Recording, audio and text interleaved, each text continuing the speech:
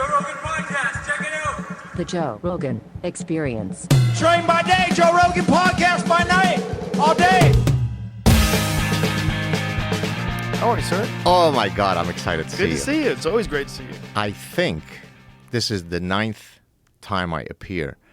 So am I entering kind of Hall of Fame status? Yeah, or? there's like after 5. Anybody with more than 5. That should be like the top line on my CV. Forget about all the other bullshit. 9 times on Joe Rogan. We've had some fun conversations. Yeah, before we start, today, July 25th, is the release of my latest book. All right. Here's a copy for you, sir. Thank you very much.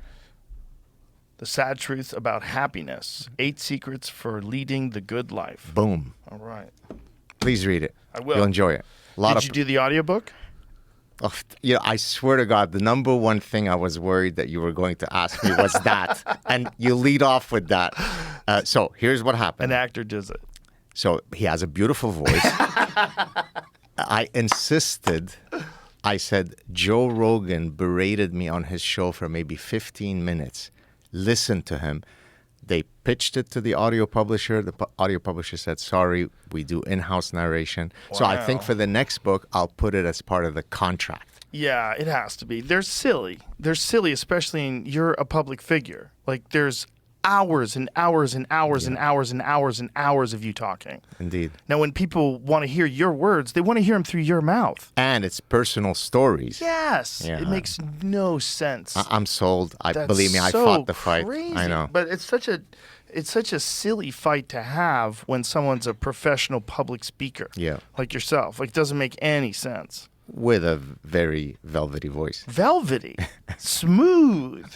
And, who's closer to the subject matter, right? Indeed, like, indeed. Come on. You know the truth behind the words. Like, you're going to say these things. If you're talking about especially, like, real-life experiences, you're saying them as you. I lead off, by the way, in first chapter to talk about sort of existential happiness, about how I came very close to being aborted in Lebanon. I don't want somebody else to be telling that story. Right. Of course. Your story is wild. Yeah. What I find about people like yourself that have been through like a really scary thing, really scary, like genuinely scary, like scary threats for your life, war zone stuff. Folks like yourself have so much less patience for nonsense. Exactly.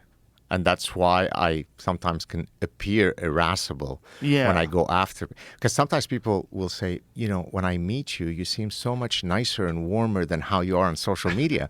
But I'm not trying to be mean on social media. It's that I'm pissed off at the bullshit. And so it comes across as though, I'm cantankerous and combative. But I'm just really fighting, hopefully, the good fight.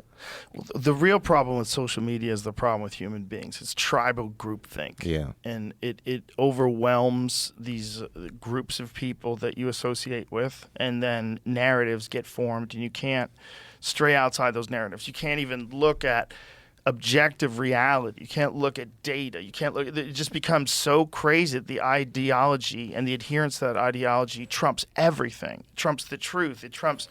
You're willing, as long as the politician's on your side, to ignore craziness, corruption, horrible shit. You ignore all of it. Perfect example of that. I hate to say that I've seen his feed. Meathead from All in the Family, Rob Reiner. Have you ever gone to his? I've read a couple of tweets and I'm like, I'm out.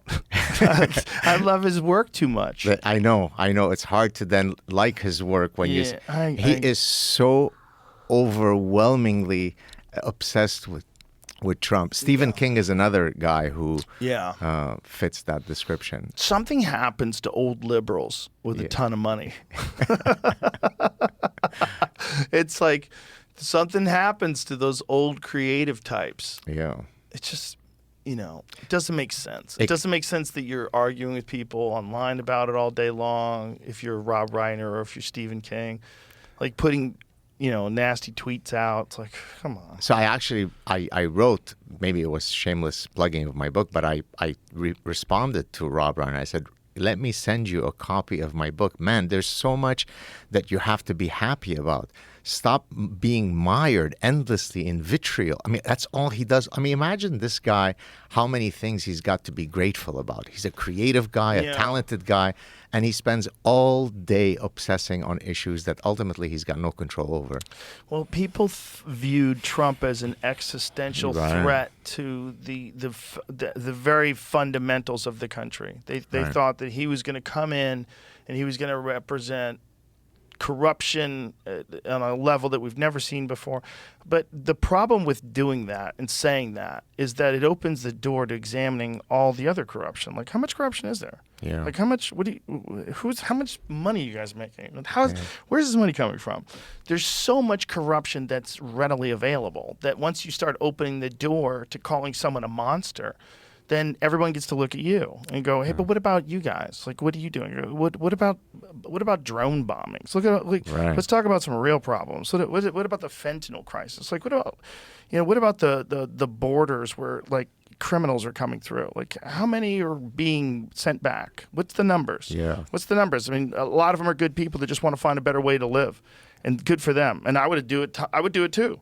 If I could sneak across into America and be assimilated, I would fucking do it. Yeah. Why wouldn't you? Yeah. If you got a bad roll of the dice and you're living in somewhere that's less favorable, and you get the opportunity to just all you have to do is get across the river and they let you in.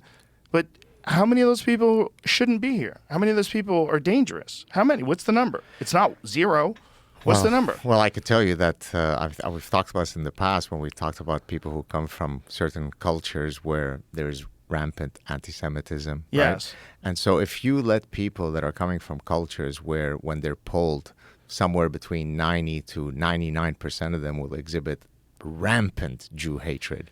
It doesn't take much of a sociologist or a survey analyst to recognize that out of all those people that are coming in, you're going to have an increase of Jew hatred. Yesterday, I was out with some friends here in Austin, and so one of them asked me, "Have you seen an uptake on Jew hatred? Are you exposed to more?" And I say, "Oh, it's endless. It's not, I mean, it's usually on social media." Do you think it's ramped up, or do you think now that Elon has taken over Twitter and allowed much more free speech? Hard for me to tell. I really don't know, but there is kind of a normalized. Now, many of them are behind anonymous accounts, of course, but there is kind of a cavalier normalization of just saying. So, for example, I think someone had retweeted, a promotional thing about my book, and someone said, "Why are you promoting the Jew?"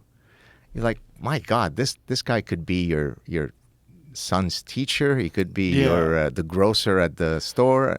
You know what? I have a real concern with that, and I also have a real concern with vested entities like organizations that would want people to be at each other's throats, stirring up things with fake social media posts, because this is a real problem that's happening in the world right now. Right.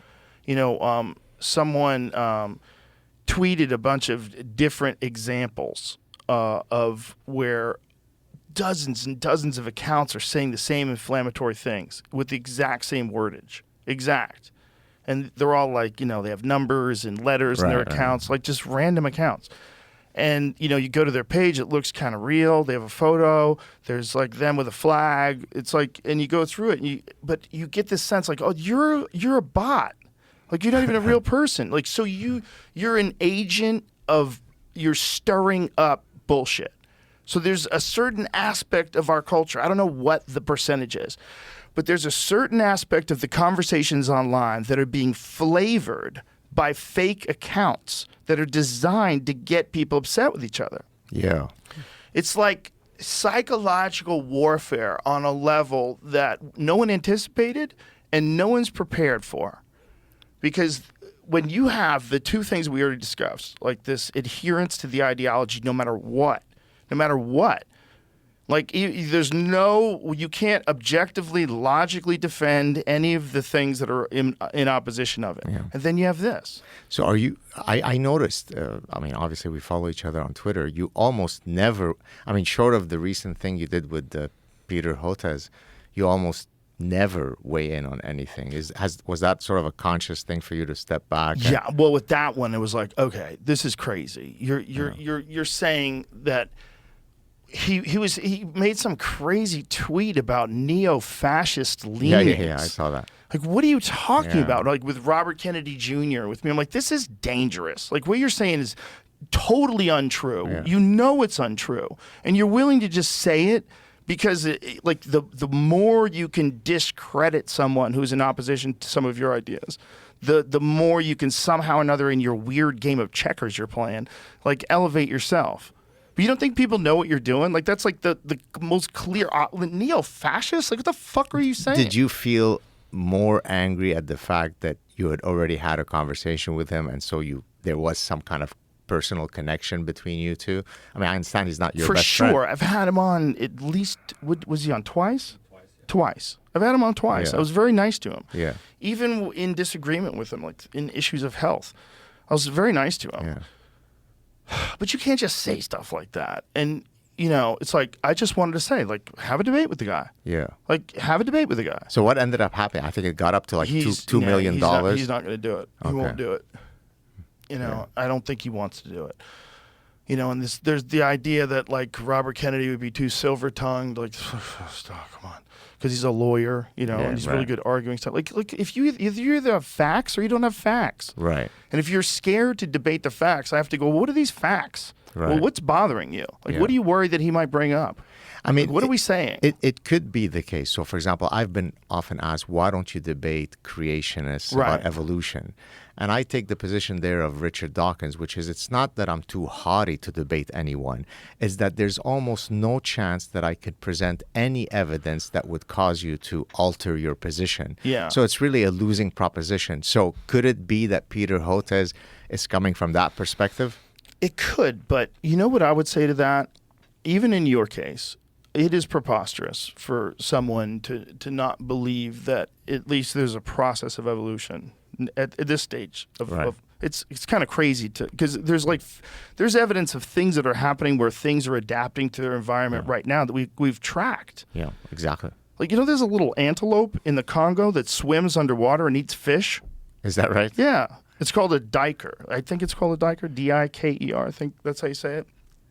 But this little animal evolved, lived on grasslands, and the grasslands became rainforest. And when the grasslands, these little, like, prairie animals are trapped inside the Congo. There's an amazing BBC documentary about it. But they've got, like, these things are evolving. Yeah.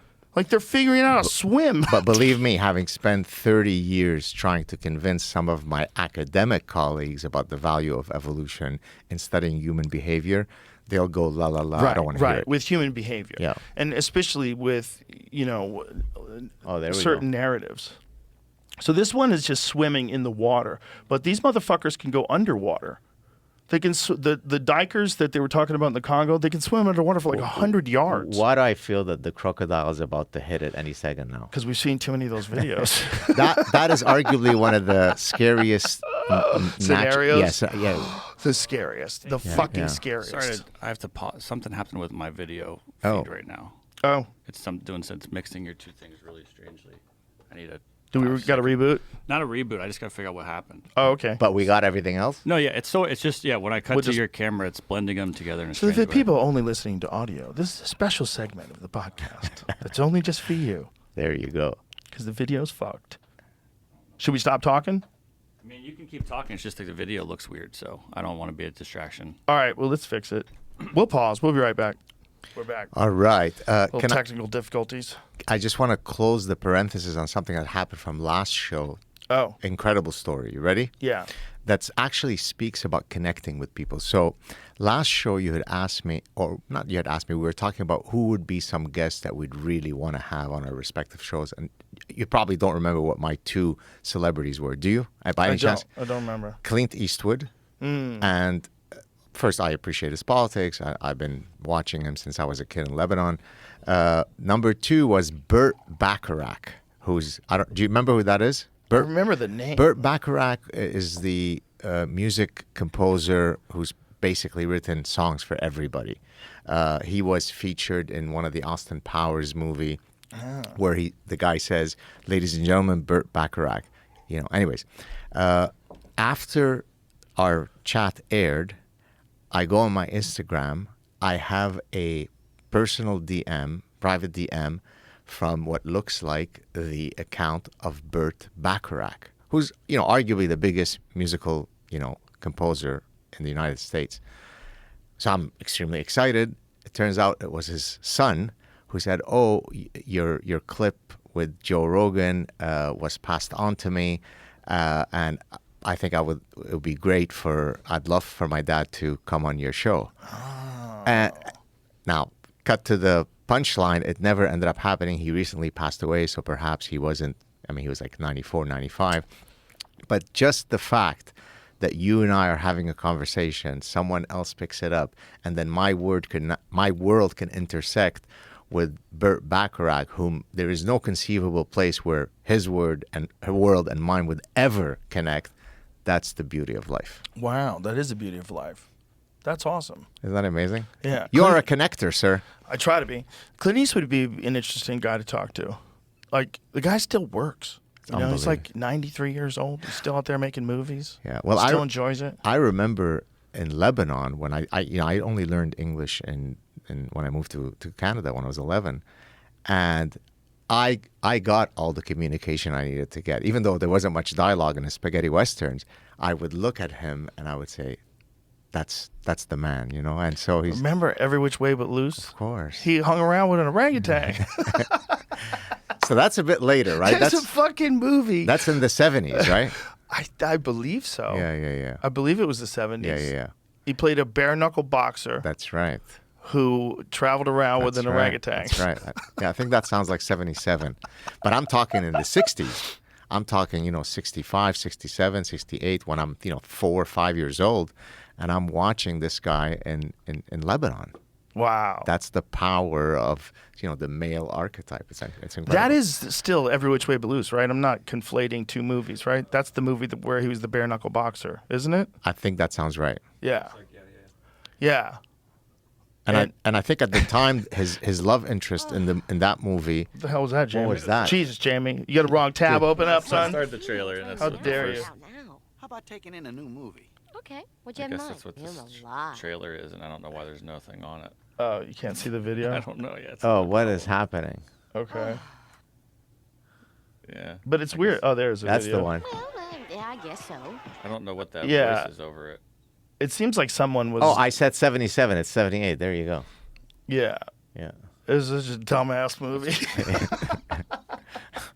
Those movies are great, though. Yeah, I yeah. love movies from that era. They're like ridiculous, like Smokey and the Bandit. Yeah. I mean, come on, man. Yeah. Jackie Gleason. You got Burt Burt Reynolds, yeah. Sally Field. Yeah. Come on, man. That's a fun movie. Yeah. Jackie Gleason plays a cop. It's hilarious. Yeah. What's your favorite movie of all time if you had to pick one? I really don't think I have one. But you know what I watched recently? I rewatched is 2001: A Space Odyssey. Oh, right. I forgot how good that was. That movie is amazing. It's not just amazing, it's amazing visually. And it's from 1968. Yeah, it's amazing. The special effects are so good, like all through it. Like even the apes in the beginning, the scene where they're evolving. Yeah. When they encounter the monolith. Yeah. The fucking special effects on the apes is pretty goddamn good for 1968. Yeah. My all-time favorite, the original 12 Angry Men. I first saw, and actually it speaks to what we talked about earlier about how you can't get someone to change their mind when they're in a tribal mindset. Because I watched the movie for the first time in a first semester. I was an MBA student, and I was taking a organizational behavior class where the professor assigned us that movie to watch it to demonstrate group dynamics. Because for those of you who don't, have you seen it, Joe? I don't think I have. Oh, you need to rent it tonight. So basically, Who's in it? It's Henry Fonda. Oh, That's it. That's Okay. the one. Okay, I think I have, but it was a long, long time ago. So let me tell you the premise. Okay. 12 guys get together in a room. They're trying to discuss whether a guy should be put to found guilty. They take a poll. 11 say he's absolutely guilty. Let's go home. One guy, Henry Fonda, says, "Hey, let's sit and talk about it." The rest of the movie is how he gets each of the 11 other guys to flip their positions. And so that's why I had watched it in that MBA course, because it demonstrates how there are techniques you can use to try to persuade people. Of course, today you could almost never do it. I can never convince Rob Reiner of anything, but I mean, I wouldn't necessarily say that. I think some people are just like really deeply cemented in their belief systems, right? And I mean, maybe they can relax. You're a human being. If you're a human being and you're willing to look at objective truth, you can realize that like there's some other things afoot. There's a tribal aspect to all of our ideological problems that makes objective reasoning a giant problem. It just like it gets in the way of everything because people are so tribally committed right now, and that they're tribally committed to this idea that the other side is the end of the world if they take power. Yeah. And there's all these different things that are bounced back around, these societal issues that keep getting bounced back around, where you go like, why aren't these resolved? Like the Roe v. Wade one, and now they're talking about gay marriage, like doing the same thing with gay marriage. Like, why do you want to do this? Are you doing this because you just want people to squabble about shit? Because that's what it seems like. Because that's the only reason why you would have like Supreme Court conversations about gay marriage in 2023. Like, why would you? Who the fuck? Why? What? Like, what do you? We've already had that debate. We're gone. We passed that. Yeah. We passed that. So if that's still, if people even want to bring it up for debate, like, is that real? Or is this one of those things that keeps us culturally squabbling? And it keeps people like ideologically connected to one group and opposed with all their vitriol the other group. The group, they're monsters. They're evil. Yeah. They're the ruin of society. Yeah. And this fucking bipolar aspect to our society is just, it's fed by social media. It's fed by these fake accounts. It's fed by, soulless commentators. The saddest part is when that tribalism comes into your own family. So here's an incredible story. I've appeared on Tucker Carlson's show, his old show, several times on television, but his long form podcast that he used to do, he had invited us, meaning my family and I, to Florida to do his show. He was super gracious, super warm with everybody, with my kids and so on. And so I put out a tweet just thanking him for his hospitality. Hey, Tucker, it was so nice to meet you. Thank you for giving me the opportunity to chat, blah, blah, blah.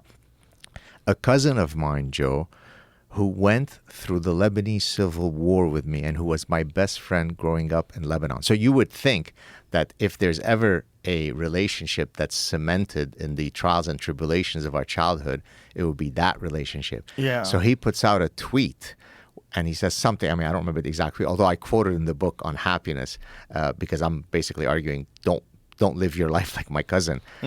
He puts out a tweet saying something like, have you no shame, right? So he decides to publicly shame me for being associated or agreeing to go on Tucker Carlson's show. That shows you what tribalism can do to the human mind. It takes something as difficult as what we went through the Lebanese Civil War, and it erases it because he can't believe that I could do something as grotesque as to talk to Tucker Carlson. Yeah, and if you asked him for examples, specific examples of why Tucker Carlson is so horrible, that's where it would get interesting. Yeah. Because some people might be able to say some things they found disagreeable, but most people are just sticking to a narrative. Yeah. There's just this narrative that he is evil incarnate, he is a transphobe, or right. Whatever it is. He's a Putin stooge. Mm-hmm. Yeah, he's a Putin stooge. There's all these different things, but yeah. They want to ignore all evidence that he's a lovely guy. And he really is. By all accounts. All the people that I know that have had interactions with him say he's a very lovely guy, including my friend Steve Ranella. He had him on a podcast. And these people that, they had these ideas of who he was before he came on his podcast. And he's like, they all came away like, saying, I really like him. Yeah. He's a really nice guy. Yeah. Even if you don't agree with his politics, he seems like a really nice guy. Gracious, down to earth. What I love, you know how you often say, if you want to know whether the date that you're out with is a good person, see how he or she treats the server at the restaurant. Sure. So the way he interacted with my children, right? He was focused on them. He was so how are you doing? How are you enjoying? Right? So he's taking his time. He's not acting haughty and I'm this big star. He is focused on my children. I thought that was really lovely. That's what I was trying to convey in that tweet. But to my cousin, that was beyond the pale. Yeah, it's unfortunate. It's unfortunate that someone would turn on you like that. Yeah. It's just so foolish. It's so foolish because first of all, that should be something that you would have a conversation with somebody about. Like if I care about someone, they're talking to someone that I find egregious, I think you would have a conversation with them. You call them up and you go, hey man, just this is what I think. And like you tell me what you think. Yeah. I want to know what you think. But there's certain like narratives that you can't, like anything on Fox News is the Hitler. It's the Hitler. It's the evil. It's I'll be on the Hitler channel tomorrow when I go to Greg Gutfeld. Yeah, it's like, I think they're trying to reform that in some sort of a way. Yeah. And I think Fox News is getting a lot of pushback from people on the right that are very concerned with, some of the decisions they're making, and that they're kind of going down the same path that a lot of these other corporations have gone down. Do you have a sense of what happened with do you have any? I don't know. So I don't know what happened with Tucker Carlson. I don't know why he got fired. I know as much as the average person who reads Reddit. I know some conspiracies. I know he was he was like, he's kind of wild fella when you think about like what he was doing on a major television show implicating the CIA in the assassination of John F. Kennedy. Yeah. And he's saying it with like utmost certainty. Yeah. Right? So you think that the reason of firing him was that they thought that he didn't adhere to some journalistic ethic or rigor or something like that? I don't know. Yeah. That could be the case. Yeah. I don't know. Yeah. I would think that when you have a network that's run by advertising, that's what you do for income. Yeah. I would imagine there's a lot of pressure by those people, those advertisers, to eliminate threats to their business. Right. So if you got some wild dude on Fox News who's saying a bunch of shit about whatever it is, whether it's why we in Ukraine, whether it's why you mandating vaccines, whether it's having that kind of stuff on regular television. It's a big problem to anybody that's selling advertisement that's in those businesses. Apparently Budweiser didn't learn that lesson. Well, see, the difference between Budweiser and pharmaceutical drug companies is that Budweiser is not prescribed. Right. It's not recommended by your doctor. Right. You don't get you don't go to CVS to pick it up. It's that's different. And so this is like something that you can't really criticize a brand and like say, hey, yeah, we don't buy Pfizer around these parts anymore. Like that doesn't work. It's not gonna work. You can do that with Budweiser though, and you can do that with that's probably gonna happen with some other stuff too. Like people are upset at the country music channel, because the Jason Aldean song. Try that in a small town. Yeah. The level of outrage. Like now, I'm not saying that that's the greatest song the world's ever known, but the level of outrage coming from people that are upset about that song is so strange when there are hundreds of rap songs out there that are infinitely worse and also enjoyable. Misogynistic, qualifying violence, the whole thing. Yeah. And no complaints at all. Yeah. And we're not even talking about old stuff. There's new stuff too. There's hip hop. There's wild rock songs. There's a lot of wild shit, and to be focusing on that one, and it's the racial aspect of it. It was crazy because like the real Antifa problems that were happening during the BLM, I think it was a lot of white people doing that, wasn't it? It was a lot of lost liberal whites who are very angry, who decided to take up this movement and smash things. So, like, the racial aspect of it, there's nothing racial about the lyrics. Or how about the Did you see the Tracy Ullman controversy? No, I did not. So she wrote I don't know if you remember, I think it was 1988, she had this iconic song, Fast Car. Yes. Right. And then this, I guess he's a country music singer. Tracy Chapman. Chapman. That's it. Ullman. Oh, she's an actress, right? She's a comedian. Yes. Tracy Chapman. Thank you. Yeah. And then this singer asked for her permission, I guess, to do a cover and so on. It's amazing. And then people came out that the white guy is usurping this. Yeah, well, but that's always going to happen. Yeah. You're always going to have a certain amount of people that say that. Yeah. It doesn't mean it's real. It also, and apparently she's happy that he's doing it. Well, no kidding. So I mean, everybody's good, and it's a great song. I mean, it's really good. As he didn't even change the gender, like when he sang it. Yeah. You know. Yeah. I can become a checkout girl. He says checkout girl. Right. Yeah. Yeah. So what else is up? I think we were going to talk about what my impression of some of the prices in Austin. Oh yeah, you were telling me that an espresso was $8. So yesterday I went out with. Actually, I was at the hotel, and two friends came by. One of whom I think has been on your show, Michael Malice. Yeah, I love that dude. Yeah, he's lovely. And the other guy is a professor at UT Austin, who's really Richard Lowry, who's really fighting. He's very much of a academic honey badger, fighting against all the woke stuff. And so we were just hanging out.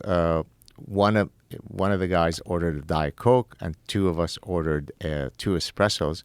The bill came. It was with the tip $28, and I'm thinking, this is like Oprah money. Like who can afford these prices? You tell me what's going on in Austin. I have no idea. I didn't go to that place. But I mean, in general, the real estate, everything is completely doubled, tripled. It's going. I mean, I understand that it's because it's a hot place. Yeah, but espresso shouldn't be $8, right? What should espresso cost? Yeah. Well, in Montreal, it'll be 4 or 5 is normal. What's normal? Montreal would be maybe for an espresso, so it's a short espresso, single espresso, $3.50. It's hard for people to believe, but when I was growing up, there was no Starbucks. Right. People did not like coffee like they like coffee now. They are the greatest drug dealers the world's ever known. They're slinging that sweet caffeine all over this country, and that's what it is. It's the best drug dealing operation the world's ever known because it's a super mild, productive drug that everybody enjoys. Yes. Feels like a warm hug, as my friend Tate Fletcher likes to say. The requisite drug conversation's coming up. Here we go on a 30-minute conversation but of this drugs. is like a good drug. Like caffeine is like there's whatever bad effects you get from coffee, they're so minimal. There's even like links to like good health benefits from it. Yeah. I think there's worry. People used to worry about dehydration, but I don't think they worry about that as much anymore when it comes to drinking coffee. They used to think that if you drank a lot of coffee, you would get dehydrated, but there's a certain amount of hydration you're actually getting from drinking coffee too. So it's like kind of complicated because it is kind of a diuretic, but it also like you're also drinking it. So that perfect segue into one of the chapters of the book. I talk about everything in moderation, which of course Aristotle already talked about the golden mean. If a soldier is too cowardly, it's not good. If he's too reckless, he's going to die. And so, like most things, the sweet spot is in the middle. And so in that chapter, I go through a bewildering number of phenomena, all of which adhere to that inverted U. Too little, not good. Too much is not good. And the ideal point is in the middle. Exercise intensity, inverted U. Alcohol consumption, inverted U. Coffee consumption, inverted U. Fish consumption, inverted U. And so I thought that was a really cool chapter to cover because it's arguably the most universal law that we can find. So many things adhere to that inverted U. And I think we had discussed this last time that I was on the show. The ancient Greeks were already aware of it. I mean, Aristotle in his Nicomachean Ethics talks he doesn't call it the inverted U, he calls it the golden mean. And so to our earlier conversation, the last time I was here in going through the research for this book, the amount of insights I've found from Seneca, Epictetus, Aristotle, Marcus Aurelius was just breathtaking. It was unbelievable. Yeah, I just got back from Greece. Was that right? Yeah, I was in Greece for 2 weeks. And I saw the Parthenon, and we went to Elyssus, went to Delos, went to a bunch of different islands. It was really interesting, man. Yeah. We checked out a bunch of ruins, and it's so hard to even wrap your head around what was going on there 2,000 plus years ago. Yeah, indeed. I did 5 islands, so maybe we can compare notes. I did Corfu, Crete, Naxos, Santorini, and the 5th one, I'm leaving to the end. I asked the captain, take us, at the time I was traveling with a buddy of mine after school. This is like 1990. I said, take us to an island that's completely void of tourists. And so he dropped us off on an island, volcanic island called Foligandros. And we spent, I think, maybe 2 days there, not a single tourist, just hanging out with the locals. They didn't speak a word of French or English, and it was just magical. Wow. Where did you go? Which islands did you go to? We went to a bunch of them. I can't remember all the names. Mykonos. All right, but that Was is that an island? that's tons of tourists, right? There was a lot of people there. Yeah. We went to, oh my God, I'm not gonna remember. A bunch of weird ones. Okay. But it was really fun. Yeah. And it was relaxing. But the most mind blowing thing was seeing the Parthenon and seeing Ulysses and walking around there. Yeah, we just came back from Portugal. We did 16 days in Portugal, first time ever. And I think it's Ulysses. I'm saying Ulysses. It's Ulysses. Oh, okay. Sorry. Yeah. Well, really enjoyed Portugal, with the exception, apologies to all of my Portuguese listeners and fans, not a very attractive language. You don't like that language? I don't like that. But you hear it coming out of Brazil? It sounds amazing. Brazilian Portuguese is nicer than Portuguese. Oh no! I'm stealing here some. I think there was a comedian who said this, but who said something that like Portuguese is akin to someone having a perpetual stroke, in the way that fazão, wow, right? There's kind of a twisting of the mouth that appears unnatural. And I can see that because I found that it wasn't the most pleasant. So now I'm going to get hate mail from Portuguese people. They're going to be very mad at you because Brazilian Portuguese is beautiful. It's got a flow. It's got a flow. There's like a. But I mean, dancing. Italian, it's a universally loved language. French, as spoken in France. Now I'm going to upset the next group of people. Quebec French is an affront to human dignity. What? Yes, sir. I said it. What? Yes. It's horrifying. I can't believe what you're saying. Now listen to this. My wife is able to switch her French depending on whom she's speaking with. So if she's speaking with someone who speaks international French, she'll speak in a regular manner. Not Parisian French, but like an international French. I speak an international French because we're from Lebanon. When she speaks to a Quebecer, she turns into a complete Quebecer. And oftentimes I say, how did you just do that? That sounds so inauthentic. She goes, well, no, because if I speak in the regular French, then it'll come across as haughty.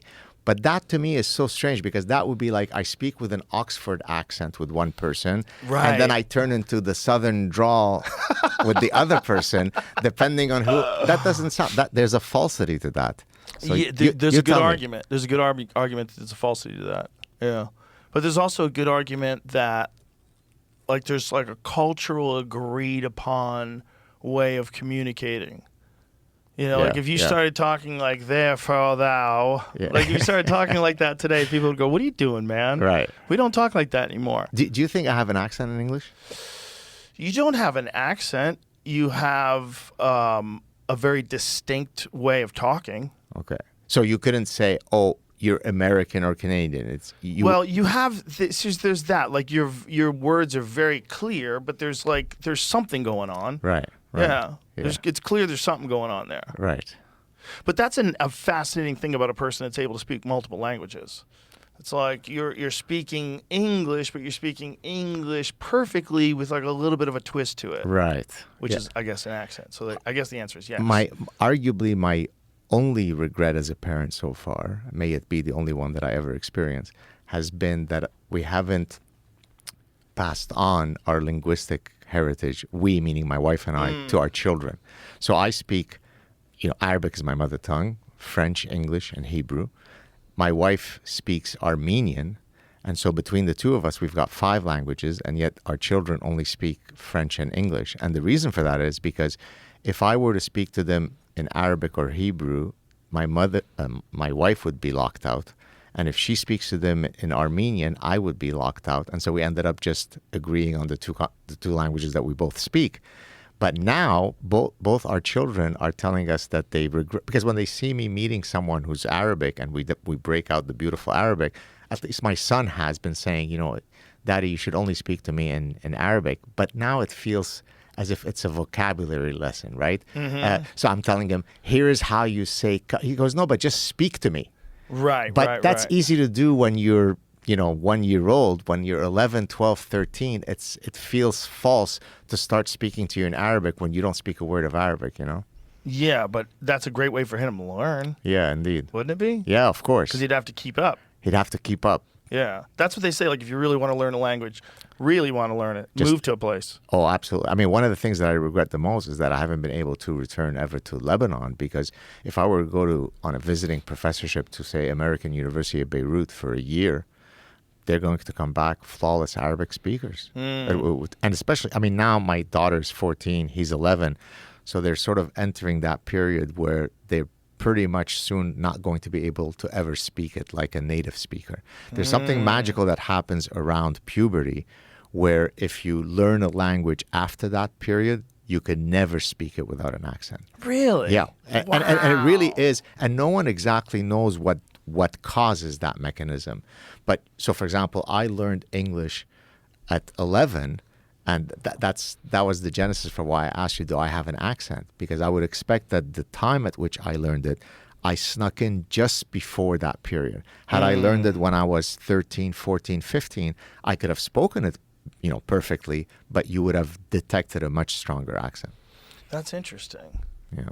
That's a strange thing about human development and just the sounds that we all agree upon that equal the words. Yeah.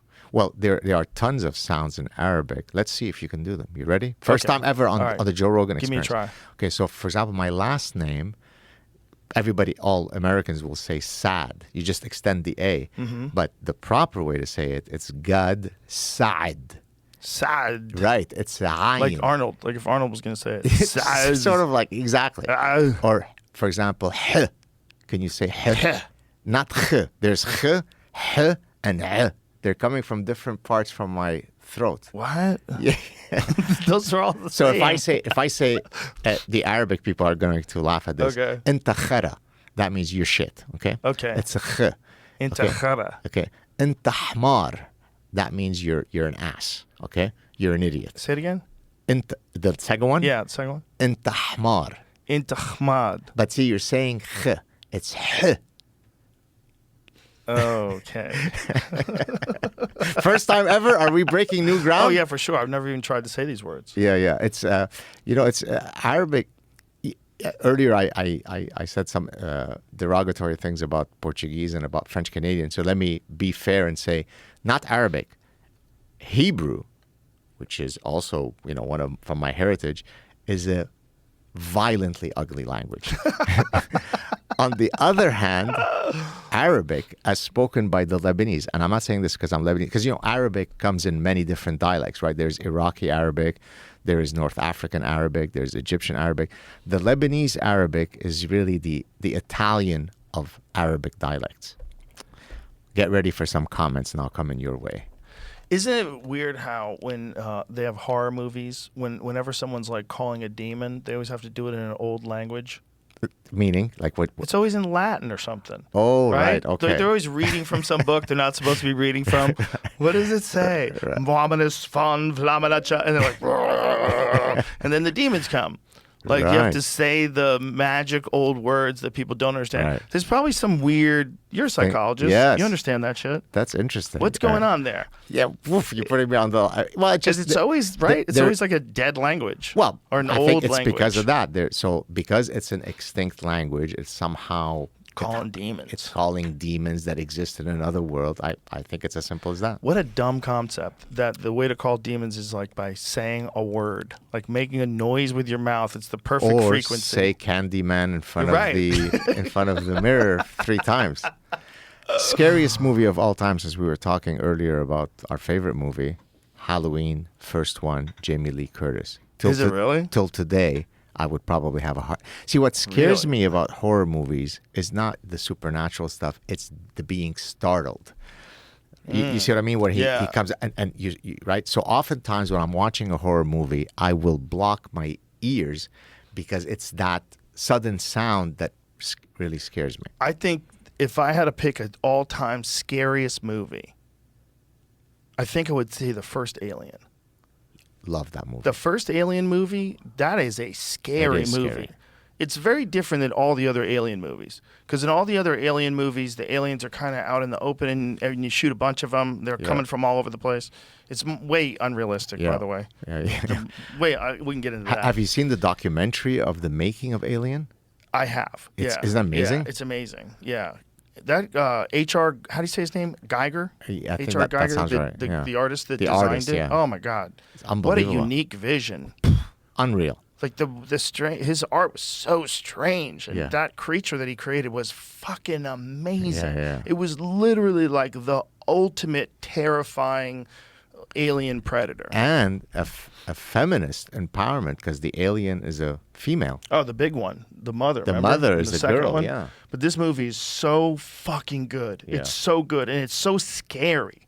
It's a great sci-fi movie, but it's also fucking scary. Like you're talking about being startled. Yeah. Like, and that alien in this movie is elusive and intelligent and traps people. Yeah. And you get to see it in brief glances.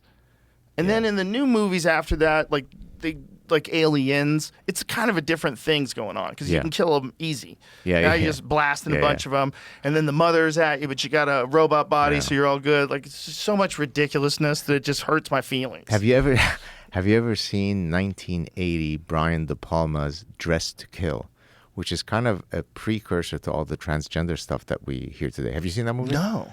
Oh, it's fantastic. Michael Caine, Angie Dickinson. Look, you're amazing, Jamie. It Jamie's a comes wizard. out. I mean, you're a wizard. You have to see this movie, Joe. Is she supposedly transgender in this No. movie? So what happens is, can I give away some stuff? Oh, yeah, it's a spoiler alert. Oh, it's a spoiler movie from alert. the 20s, Okay. 43 years old. You got it. Well, but if somebody wants to see it. So she is sexually frustrated with her in her marriage. So she goes to see a psychiatrist played by Michael Caine, who, as she's telling him her sexual stories, is becoming aroused. But he turns out to be a guy who wants to become a transsexual, him, the psychiatrist. And so he doesn't like the idea of being aroused as a male because it is then, attacking his desire to make the transition into being a female. And so Dressed to Kill, the movie, is him dressing up as there you go. That's Michael Caine. Oh, my God. It's phenomenal. I saw it as a 15-year-old. I think that was my first exposure to, transsexual operations and so on. Oh, my God. Yeah. Oh, wow. Yeah. This is an amazing movie. I highly, highly recommend it. 1980? 1980, 15 years old. Wow.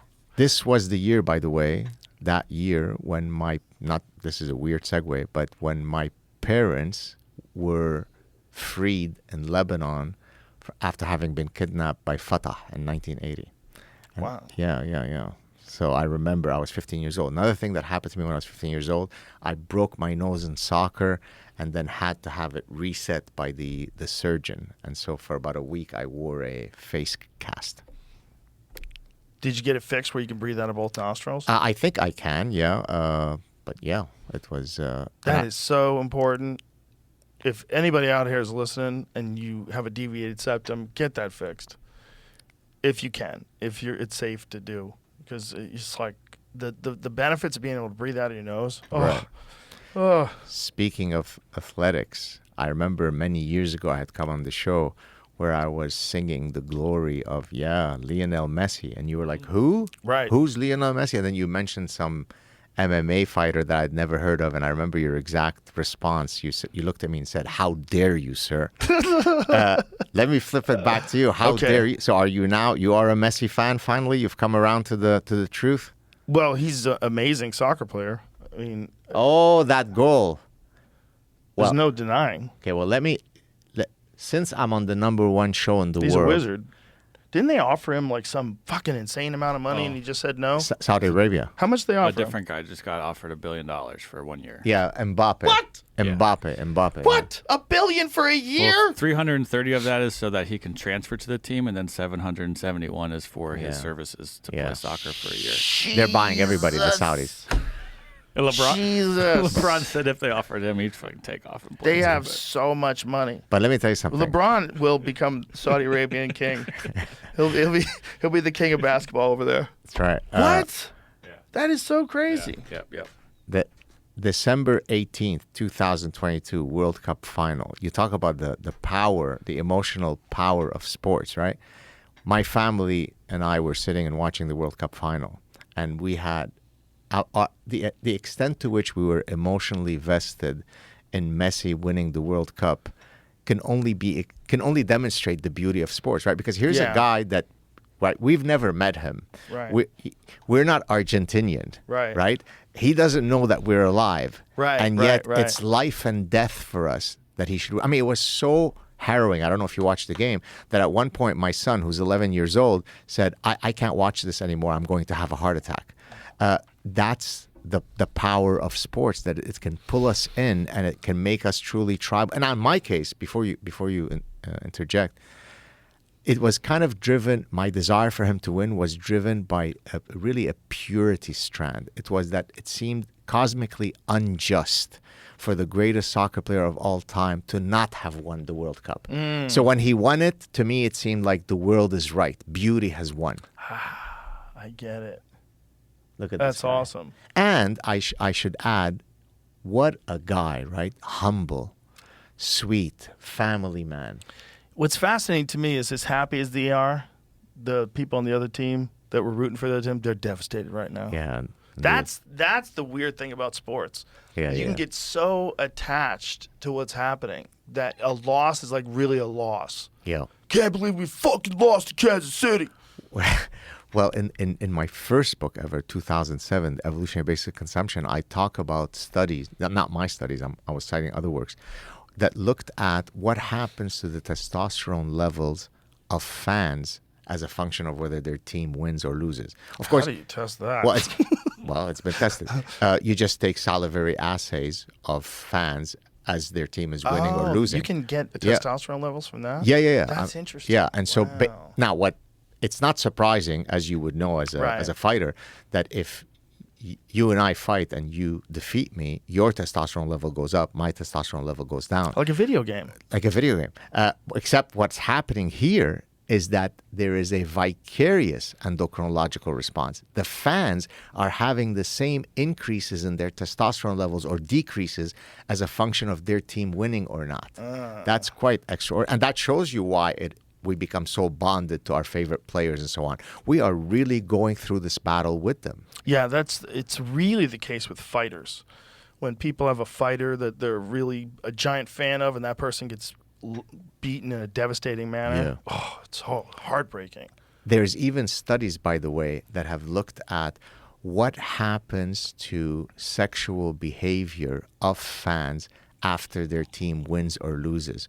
So if let's say if your wife is upset that you haven't been producing in the bedroom, she should pray that the husband's favorite team wins, because if he wins, he has an increase in testosterone level, increases their libidinal drive, and so we're animals. It's just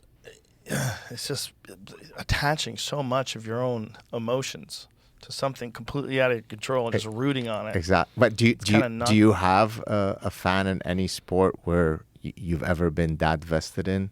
Well, there was one time I remember when I was a kid.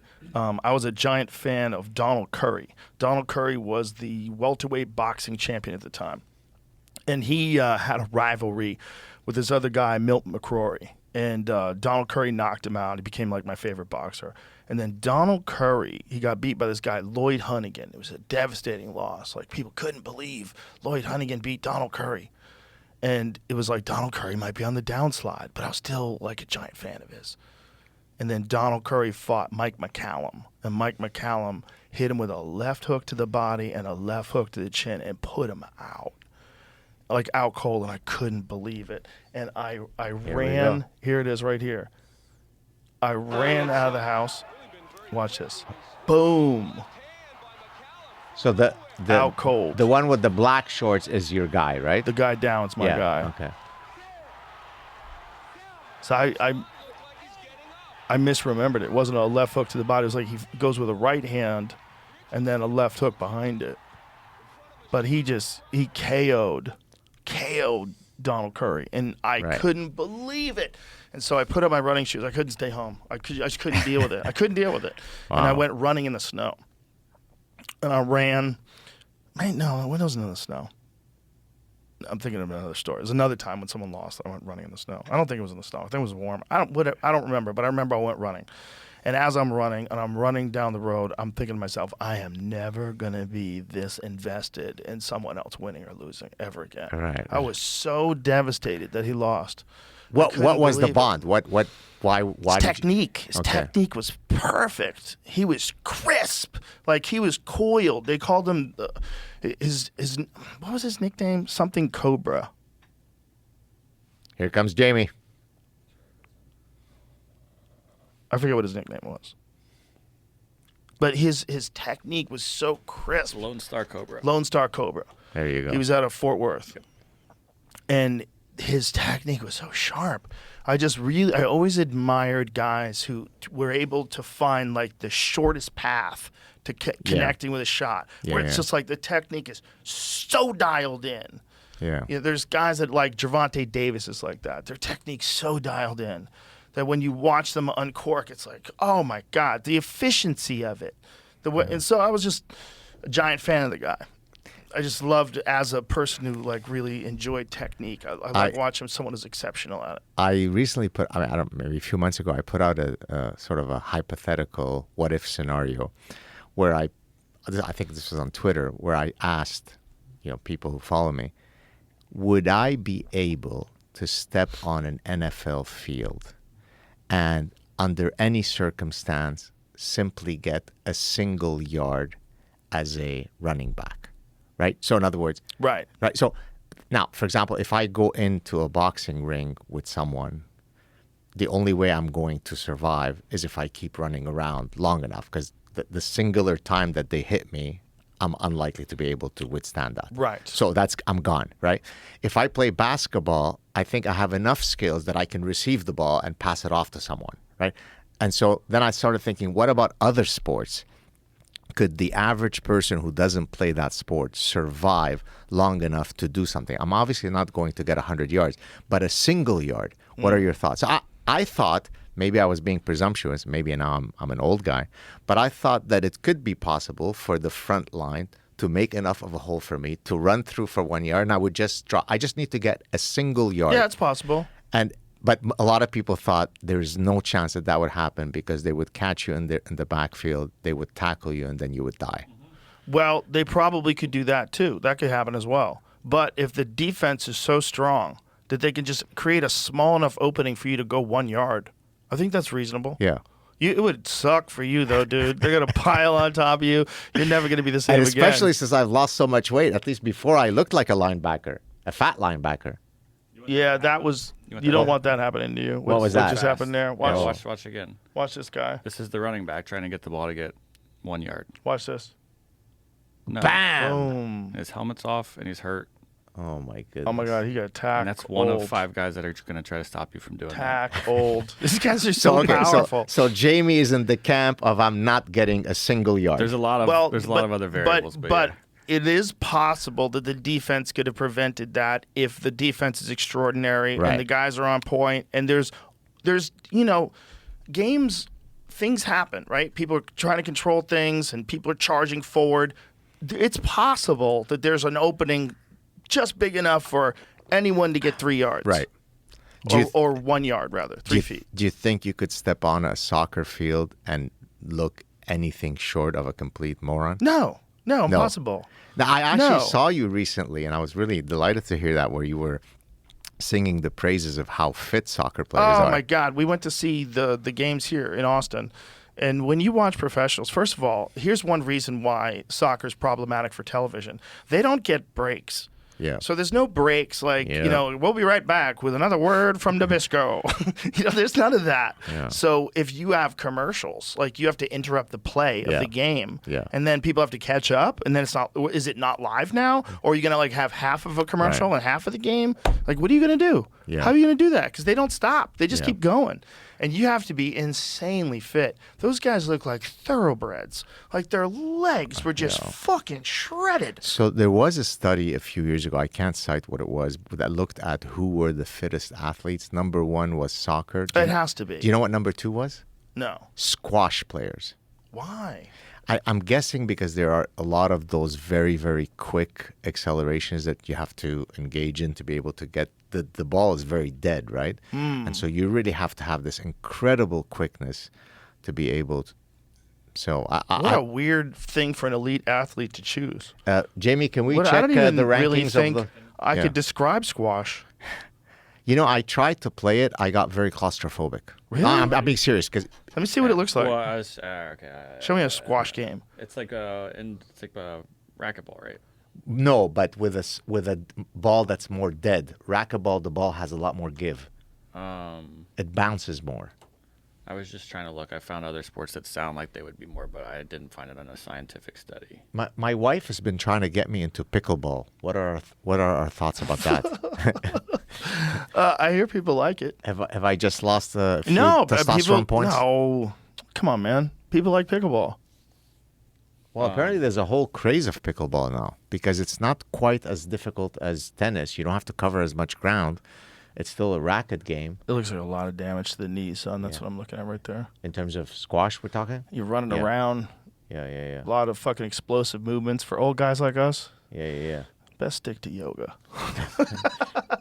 Yeah, pickleball, you can play with a beer in your hand, so you'd be all right. Yeah, Actually, pickleball. yeah, that's right, that's right. Pickleball's the way to go, son. But by the way, and I'm not going to call it ping pong, table tennis. Oh my God, insane! I I watched a lot of it. When I was a graduate student, there was a fellow student who we were roughly the same level, so we could have these long rallies. We'd Yeah. play for 2-3 hours. We'd be drenched. Oh, it's very, very, very athletic. It's also amazing to watch. Like Yeah. their reads, like that's knowing amazing. where the ball's coming and to be able to get to the side of the table and to whack it over there and then it step sideways and dudes are hitting them behind their backs. Yeah, like it's beautiful. wild. It's wild. It's beautiful. Those exchanges are so fast. Yeah. It's and you're just this little ball, just tracking this little ball, whacking it with your thing.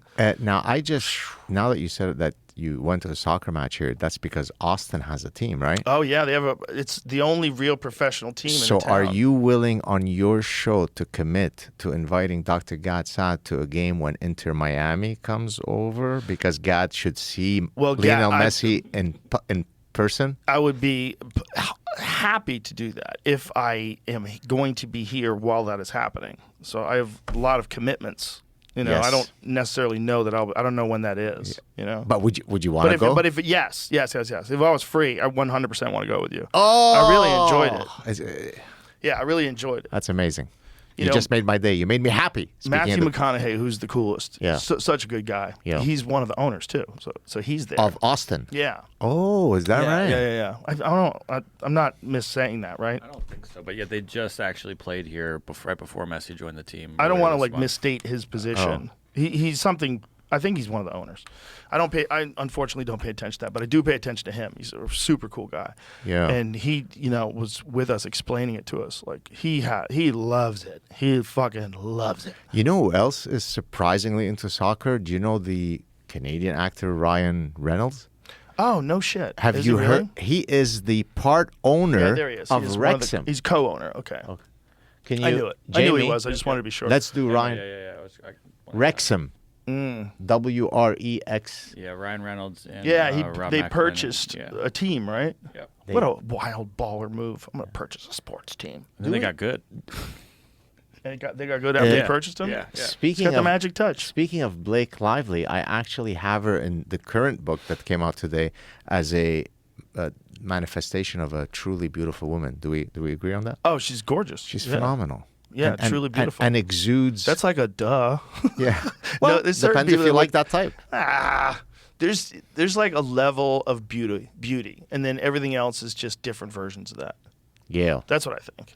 Yeah. I think people are too picky, first of all. And I also think that there's like a level of beauty that's like you hit a level of like beauty, and it's like everything else is just different. So on a man, who would be a guy that you would think is kind of the epitome of gorgeous? Jason Momoa. He's Jason perfect. Momoa, is that right? He's perfect. He's beautiful. Big, he's tall. tall, big. He's from an island. He's Yeah, got yeah. tan skin. He's always smiling. He's like Right. a man's man. This is not the scientific study, but I was just trying to find where soccer lists on this rank. This is the most it's What? the overall fitness rating, but this is based off of physical demands. It has Number one is water polo. 25, 26. Oh. Oh, come on. You never wrestled, did you? That's the other thing I had wrestling. as number Boxing. one. Okay, first of all, let me hit the brakes. martial arts being number 5 and then boxing being number 6, that is way too general. You can't say martial arts because martial arts is jiu-jitsu and it's also like fucking karate at the mall. And then if you go down, go down. I can't speak to rugby league, but I talk to guys like Volkanovski who used to play. It's fucking hardcore shit. That's all believable. But why is wrestling keep going down? Mm-hmm. Keep going down. Why is wrestling way down below basketball? They're squash. They're tied, actually, but whatever it is. Shut the fuck up. This is a bullshit study. Shut the fuck up. Let me tell you something. What's the number reference there? 1 is wrestling. Number 1. Is that right? 100%. You Put mean it at number 1. Greco-Roman wrestling, you mean? Whether it's Greco-Roman or whether it's freestyle or whatever it is, folk style, whatever wrestling, that is the most physically demanding sport, for sure. It's so hard to do. It's so hard. And to be at an elite level, like a Daniel Cormier level, I'm going to pretend I know who that is, but go ahead. 2-division UFC world champion. Oh, okay. He was also Olympic wrestler. Nice. There's levels that these guys are at their fucking fitness is off the charts. Their athleticism is off the charts. Well, I think we probably discussed this before. This is not wrestling, but my brother was an Olympic judoka. Oh, well, that's another one, man. Judo is hardcore. I've trained a bunch with judo guys. They're ridiculously strong because they're throwing bodies around all the time. And that throwing bodies around, when they grab a hold of you, it's a totally different feeling. So I'm sure I've said this story that's before. at number 1. What's that? Boxing and wrestling number 1, boxing 2. Yeah, that's how it should be. Soccer 9. That's what is this website? This website's a good website. Athletic build. Yes, I don't know. Yeah, that website makes sense. If it agrees with my thinking, it's a good website. If it doesn't, it's a bullshit website. Okay. Where's soccer there, Jimmy? This one was number 9 on this list. Oh, yeah, wrestling that's MMA, bullshit. that's accurate. That's accurate. Because if you look at guys like Karelin, Alexander Karelin, who's the scariest fucking wrestler of all time. Like, if anybody says, like, who's the scariest wrestler of all time, it's Karelin. They used to call him the experiment because his parents were, like, normal size, like, kind of tiny, like 5'7". And he's a fucking panther, like a human panther. 6'2", 300 pounds. And you know what his move is? Yikes. He throws people around. He picks them up and beats them with the earth. He's the most terrifying wrestler ever because he would just hoist them up in the air. And look at that picture. See that picture? Right. I have that picture framed on metal, printed on metal in the gym, just to remind me of what a pussy I am. You should always know that dudes like that have existed and probably still exist today. Okay, so he was fucking terrifying. Let's play the football game of can I get a yard? You go in with this Zero guy. chance. No, Zero not chance. winning. How long can you last? I'd have to run away. It would just be until he catches me. Okay. I would have to run away, and I probably wouldn't be able to run away. He's faster than me. He's big and fast. Right. The thing about Karelin was he was 300 pounds, but he moved like a cat. He had crazy flexibility, like ridiculous flexibility and mobility. He did all these mobility drills. Like, if you watch his workouts, they were extraordinary. Because, like, he's doing a lot of things like shield casts with giant steel plates. So he's doing a lot of this shit. So it's like rotational muscles. His ability to manipulate things in awkward positions was off the charts. It was all like heavy kettlebell work. Wow. That guy was a freak.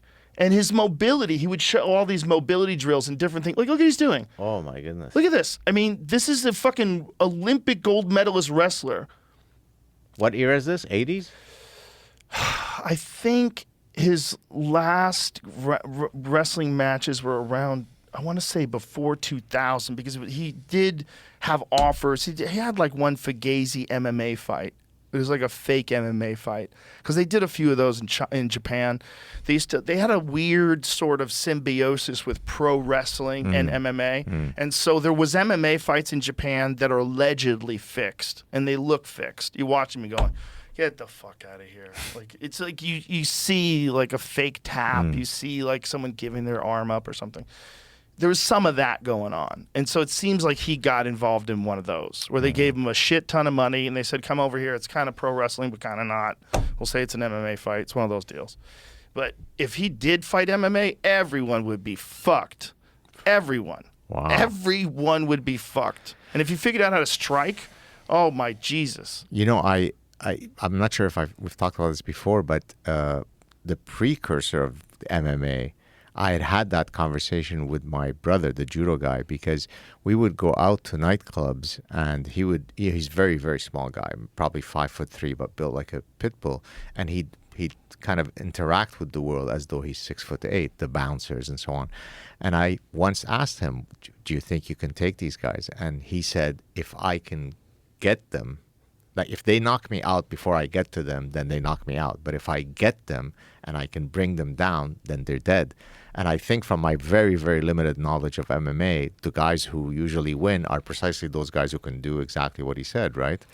Yeah, sort of, but kind of everybody knows how to defend that now. It's just how well can you defend and how good of a striker is that wrestler. Because there's this gentleman who's coming up on the scene right now. His name's Bo Nickel, and he's an elite, like, blue chip wrestler, like elite wrestler, like Olympic caliber wrestler. And now he's competing in MMA, and his last fight was a first-round knockout with his hands. And he showed that he's got sick boxing skills too, which is the most terrifying thing. When you got a guy who's above and beyond you in grappling. Like, once he gets a hold of you, you're Fucksville. There's no way. You have fucking one-way ticket to Fucksville. He's going to slam you to the ground. He's going to control you. He's going to beat your ass. They're just too good at wrestling. Right. And then also he can fuck you up standing. That's where it gets really dangerous. So if a guy like Karelin learned how to stand up, that would have been the end. Because there's certain freaks that, like, you just, like, athletic freaks. You're just like, I don't know. What are you going to do with that? What are you going to do with that? So in the MMA, in the history of the MMA, is there someone that is akin to Messi in terms of like a Michael Jordan or a Messi in the MMA? There's a few. There's a few that are in that conversation. I think the number one consensus greatest of all time is John Jones. Because John Jones just went up and easily won the heavyweight title with a first-round submission. Easily. Just took the guy down, strangled him, quick. And the way he did it was, like, so extraordinary. His control of distance, his management of the space, like the way he set it up.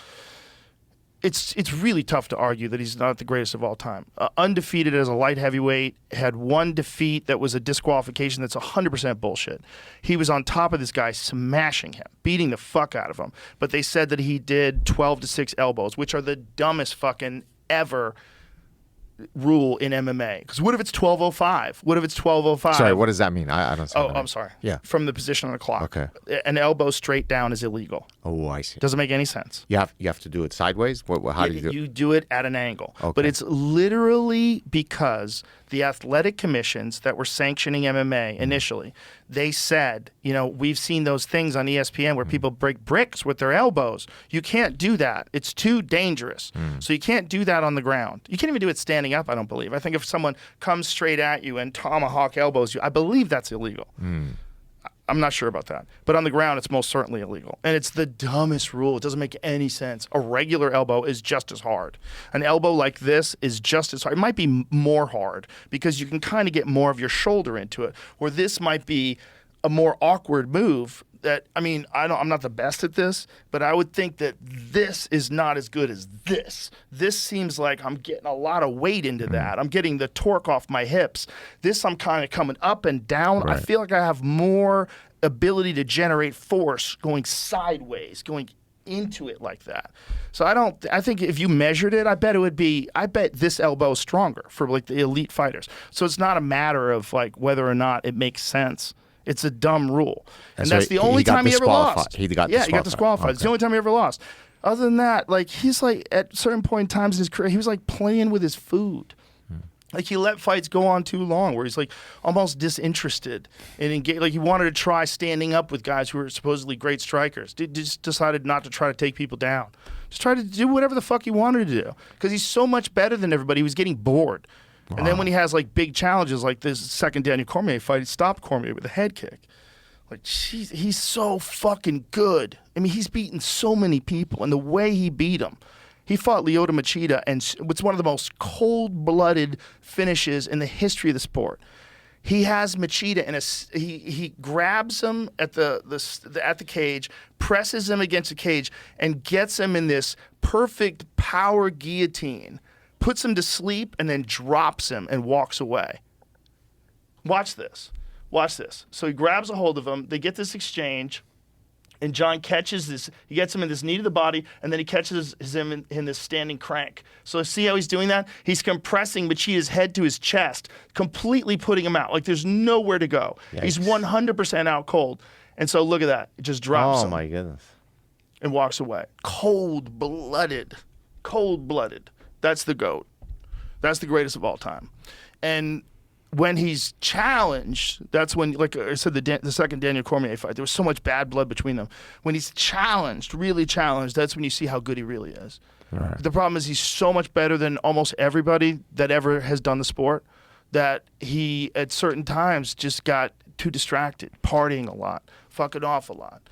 But do you think there are any personality traits that predict people who are likely to be interested in MMA fighting versus other sports? There's so many personalities. It's really interesting. The diversity in personalities in MMA is really fascinating to me as a person who's an analyst.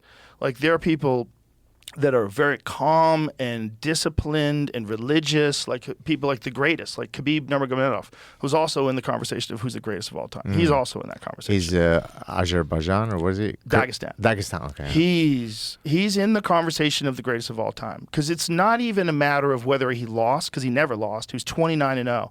It's a matter of did he ever lose a round? And he lost maybe one round in the Conor McGregor fight. Because in the Conor McGregor fight, he was, in one round, it looked like he was kind of taking a round off to really put the heat on him. He was slowing Conor down, and then he was just taking him down and beating the shit out of him, yelling at him, let's talk now, let's talk, because there was so much like trash talk during, and you know, it was a very emotionally charged fight. And I think he might have lost one round in that fight where Conor got the best of him standing. Because Conor's still an elite motherfucker. What? But other than that, his whole career is just domination. There's one fight that he had with Gleison Tibau that was a controversial fight. It was a close fight. But that's very early in his career. When you look at him against guys like world-class competition, you know, guys like Edson Barboza, guys like Michael Johnson, like the domination that he showed on these guys was just fucking off the charts. He would just take them down, mount them, tie their legs up with his legs, and beat the fuck out of them. And he did it to everybody. What's your preference in terms of, do you like the showy trash talkers, or do you? I have no preference. I love them all. I love it all. I love the guys that talk a lot of shit, and I love the guys that are like Khabib, that are stoic and just get the job done. See, because in soccer, of course, you've had this perennial discussion about, you know, Messi versus Ronaldo. I don't really think there is a debate. Messi's much better.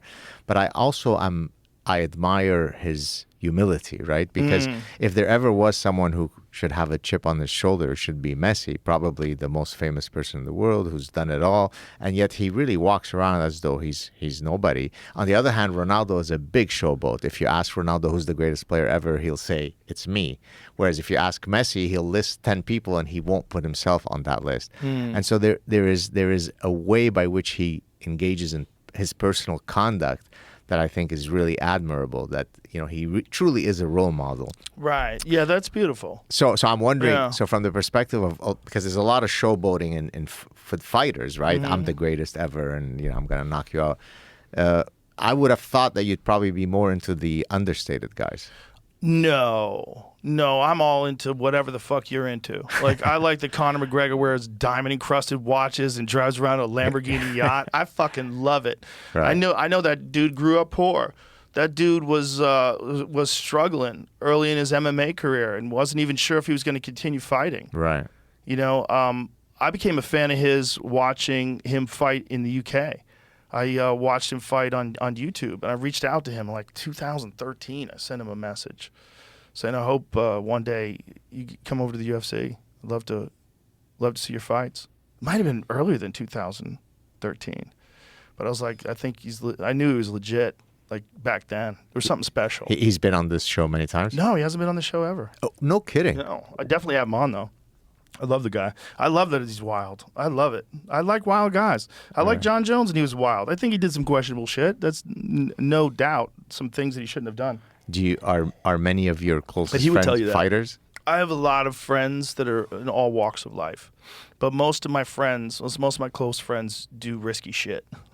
Either they do martial arts, or they do stand-up comedy, or they do something. How about intellectual risk-taking? Yeah, well, you do those. You do those things for sure. What year was that? 2013. Yeah. So I tweeted to him. Yeah, he was amazing. Oh, But yeah. I knew that back then. But I like that he's a wild fella. I like that he's fucking wearing ridiculous, expensive suits and fucking giant watches and crocodile skin shoes. Fuck yeah. Fuck yeah. I like it. I like when people go hard. That's good. Good. Enjoy it. Enjoy it. Enjoy the shit out of it. I like when Floyd Mayweather does it. Enjoy it. Oh, you yeah. earned it. You deserve it. Enjoy it. Enjoy it. Did you see there's I think it's an HBO documentary coming out of the Mexican boxer. I can't remember his name. Which one? I guess Oscar De La Hoya? Yeah, exactly. Ah. Have you heard that there is a? No, I have not heard that. I think it's coming in August, and I seem to be. I mean, from the little trailer that I saw, I think there is quite a bit of personal demons that he's had to face in his life, and so it seems like a gripping story. Apparently, he likes to party. Oh, is that right? Yeah. You mean with the ladies or with the? I was meeting with. But I don't know. These are just rumors. You know, some controlled substances. He's had some issues. Yeah, it says Public issues. Oh, there you go. Yeah, some issues with rehab, drinking, drugs, and women. Holla. This might be the most interventions by Jamie on any show that I've been on. Nah, he always does it.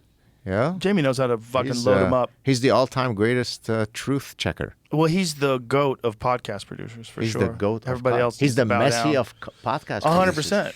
But there's no Ronaldo out there, so he's even What better what than am that. I the Messi of, or what is Listen, Messi why does the it have to Gad always of? be about you? Why do we keep turning it around to you? About Come me, on, man. I've, You know I I've love said you. 2 words in this podcast. That's not true at all. I've literally, if How someone dare does you. a content analysis of our conversation so far, they wouldn't know that I'm here. I've just sat and smiled at your beautiful face. Oh, sweetie.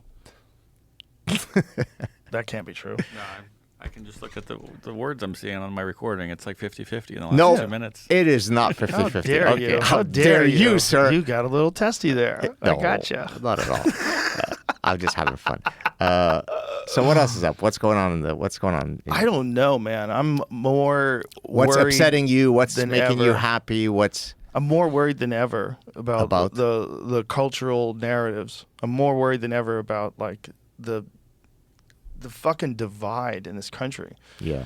It seems so accelerated, whether it's climate change or Ukraine or whatever the subject du jour is. Yeah. It's everyone's so stereotypically on one side or the other. Have you lost any personal friendships because of ideological issues? No, not real friendships. Okay, good. Maybe acquaintances. Okay. But that was okay. Those are good if you can clean those up. 'Cause Those are exactly. good. Yeah, you find out who's really your friend. You know, even people that I like vehemently disagreed with about certain policies that were in place during the pandemic. Yeah. They're still my friends. Right. We can have disagreements. I know who the core of you is. And people think about things differently. We're free to think about things differently. Some people are free to have a perspective that I don't agree with. It's like, and you might be able to back it up with some facts. Yeah. You might be able to, or you might be intolerant to the other opposition views because some of them are full of shit. Maybe that's true too. There's a lot going on, but it's very hard for people to, especially in times of crisis, like during the pandemic, you kind of found out how human beings are very malleable and very quick to pick a narrative that they support, and especially if that narrative offers a promise of going back to normal. You know, and that was what was weird about that. It was like, this is a psychological, like, test study. If you wanted to do a test study of how a population, even a supposedly free population, free thinking, freedom of expression, freedom of speech is literally in the doctrine that we run the law by. And to have people willing to throw that away quickly under something that wasn't even, we're not talking about a nuclear war, but we're talking about something that's like relatively, in terms of the amount of people that die every year, it's not good. It certainly wasn't a good thing to happen to anybody. 99.7% survival rate. Yeah. And yeah, I mean, again, it's not a good thing, right? It's not good to get any kind of cold, any kind of disease, any kind of like illness. It's not good. But there's a lot of shit that's killing people also. And there's almost no effort to stop that. Like, there's no effort to stop the comorbidities that caused a lot of the problems that a lot of those people that didn't survive had. There's no effort to stop that in terms of like what we understand about health and wellness and promoting that. You're referring to obesity largely. Yeah, not just obesity, but like malnutrition, vitamin deficiencies. Like so many people are eating, but they're malnourished. Sure. It's a giant portion of our population that is not getting the proper nutrients every day. And there's a host of diseases that come along with that. Yeah. And it's just not being discussed. I mean, it's not like the epidemic that it really is. It's not being discussed like the epidemic that it really is. Do you think that a lot of the governmental policies that were instituted stem from the fog of war during the pandemic, and so it was driven by ignorance, or are you of the view that there is kind of a Dr. Evil, nefarious thing behind this whole thing? I am very reluctant to go with the Dr. Evil narrative. I think there's certainly people that you would consider evil that will take advantage when things happen. But do I think that like they released the pandemic on purpose? No. There's like pretty clear evidence that people working in the lab got sick and that those people spread it. No, but let's say the ad hoc policies that they would come up with. You could only be 4 people on a boat. You can do this. You can't do that. My feeling is, I don't have any proof of it. It's just I'm speculating, is that a lot of it really came from the fog of war. People were, and I'm not trying to be charitable, but I think that most people were well-meaning. They didn't know what the hell they're talking about. They didn't exhibit any epistemic humility, right? They made it seem as though they knew what they're talking about, but they were trying their best. I don't think there was kind of this grand conspiracy where this is our chance to take over the freedoms that people still, adhere to. I would be more inclined to believe with what you're saying. Yeah, exactly. Yeah. I think it's many factors, and I think when we want to look at like why people did what they did, we try to look at it one way or another. But I think there's many, many things going on. And also, for sure, governments that are really good at crafting laws that allow them to gain power, and they've done that with all the bills that they passed after 9/11, the Patriot Act, the Patriot Act 2, the NDAA, all that crazy shit. Whenever something happens, they find new ways to control, and they do it because it's an opportunity. It's an opportunity to pass laws that people were reluctant to pass before. It happens. Yeah, it happens all the time. It's normal. That's their job. That's what they do. What they do is they're in control. They're in power. Like that's the game that they're playing. The game that you're playing is I want to keep my freedom. Right. And like we have to figure out a way to like establish like real clear rules to how this game works. Yeah. Because if you could just cheat and lie and then delete things off social media and have a bunch of bots saying a bunch of shit to stir people up, and you're literally funding this. Yeah. Like who's doing that? How many of them are coming from America itself, and how many of them are coming from foreign agents who are trying to disrupt American politics and trying to disrupt American narratives? I wonder like what is the ratio of shit posting, like people that are like, what would you call it? Bot posting. What's the level of disingenuous, non-human, non-real person posting? As relating to COVID or anything? You're saying? Anything. I think it's all the social things that are coming up right now. Anything. You see a lot of these wacky fake accounts. Like I wonder how many of them are. There was an FBI analyst that said that he believed there's somewhere around 80. What did he say? 80%. He said 80%. 80% of Twitter's users are bots. It could be as high as 80%. Wow. What? That's crazy. What? Yeah. Can you imagine Twitter just becomes bots arguing with bots, and they finally realize like no one's on it? But have you felt that your experience with Twitter has radically changed as a function of the pre and post Elon Musk coming in, or hasn't changed much? You feel more free. Yeah. Like you can post things that are controversial and not worry about, having your account limited. Yeah. Because if you were posting things about, like, first of all, there's things you couldn't post. Like you could not post a story about the Hunter Biden laptop. You couldn't even send it to me in a DM. Yeah. There were certain things I tried to send people in DMs, and they wouldn't allow me to send them. That's I amazing. was like, this is wild. Yeah. This is weird. It's just confusing. It's like, why would you think this is a good idea? Well, I remember I had been contacted by, I don't know if you've had him on the show. Do you know who Matt Ridley is? Matt Ridley. Why do I know that name? He's an evolutionary biologist. He was in the House of Lords in Britain. He's been on my show a few times. He wrote a book a few years ago with a co-author, I can't remember her name, where they were arguing for the lab leak theory. And when his people had reached out to me to come on the show, I very frankly said, look, I'm someone who very much speaks my mind. I don't care, but let's be pragmatic about this. If you come on my show and we spend an hour and a half chatting, it's going to be taken down. This was at the time when YouTube did not allow that. And I've always kind of struggled with that decision because I was being pragmatic and saying, look, we're just going to waste our time. First of all, it's not going to appear. They're going to take it down. They're probably going to put a strike on my channel, if not remove my channel. And there is a real problem with that. And so we ended up never doing the show. But just the fact that they can get to me, someone who really defines his identity as being irreverent and I just do whatever I want, yet they still found a way to get me to modulate my behavior, to think about it.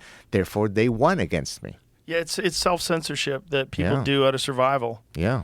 It always sat badly with me because, I always thought, no matter what, I'm always going to speak my mind. But here was a case where I actually fell prey to that What's mechanism. crazy is also the goals shift, the goalposts shift. So I think you could talk about a lab leak theory now. Yeah. Because it's kind of established science. Mm-hmm. And there's more evidence that points to the fact that it leaked from a lab than there's almost no evidence of natural spillover. There's also evidence of manipulation of the virus itself to make it more contagious to human beings. It's some real wackiness, man. Yeah. It's crazy but it took so long for people to think that could even be a possibility. Like, remember when Jon Stewart was on the Colbert Show and Colbert kept trying to block him from joking around about it? No, I don't. You never saw that? No, I didn't see that. Oh my God, you have to see this. It's kind of amazing because Jon Stewart, bless his heart, he sticks to the bit. Yeah. And Colbert is trying to cock block the joke. He's trying to stop him from ranting. So you can clearly see Jon Stewart is in the middle of a bit. He's like literally doing it to the audience. Like he's doing a bit. Like watch this. It's pretty fun.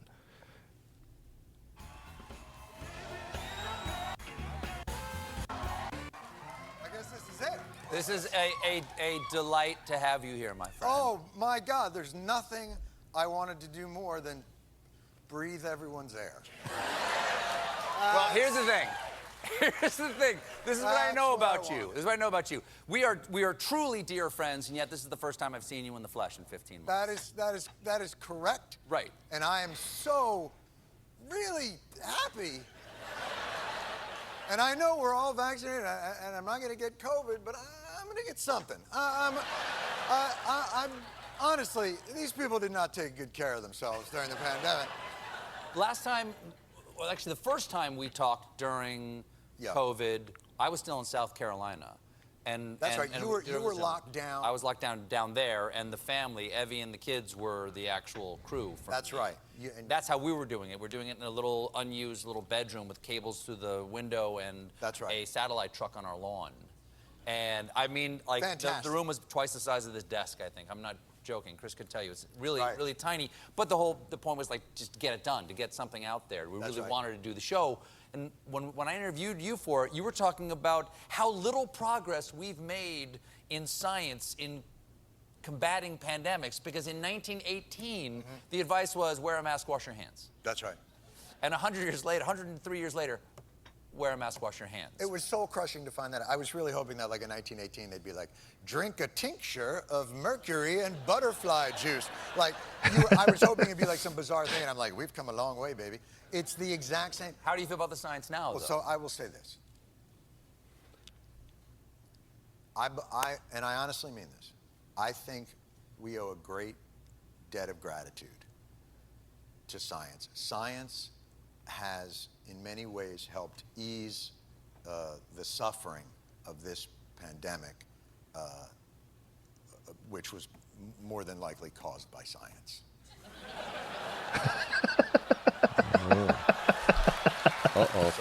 Look at Gilbert. And that's kind of, Hold on one second. No. Spit take. Listen. It's coffee. I wouldn't do that to you. I wouldn't do that to you. So what do you mean by that? Do you mean like there's a chance that this was created in a lab? There's an investigation. A chance? Well, oh my if there God. is evidence, I'd love to hear it. There's I just don't know. a novel respiratory coronavirus overtaking Wuhan, China. What do? Oh, you know who we could ask? The Wuhan novel respiratory coronavirus lab. The disease is the same name as the lab. That's just a little too weird, don't you think? And then they ask those scientists, they're like, how did this, so wait a minute, you work at the Wuhan respiratory coronavirus lab. How did this happen? And they're like, a pangolin kissed a turtle. And you're like, no, the name of your lab, if you look at the name, let me see your business card. Show me your business card. So when is this? See, look at Colbert, though. Look at Colbert. Colbert keeps opening his mouth. Yeah. In Wuhan. Oh, because there's a coronavirus loose in Wuhan. How did that happen? Maybe a bat flew into the cloaca of a turkey and then it sneezed into my chili, and now we all have coronavirus. Like, come on. Okay.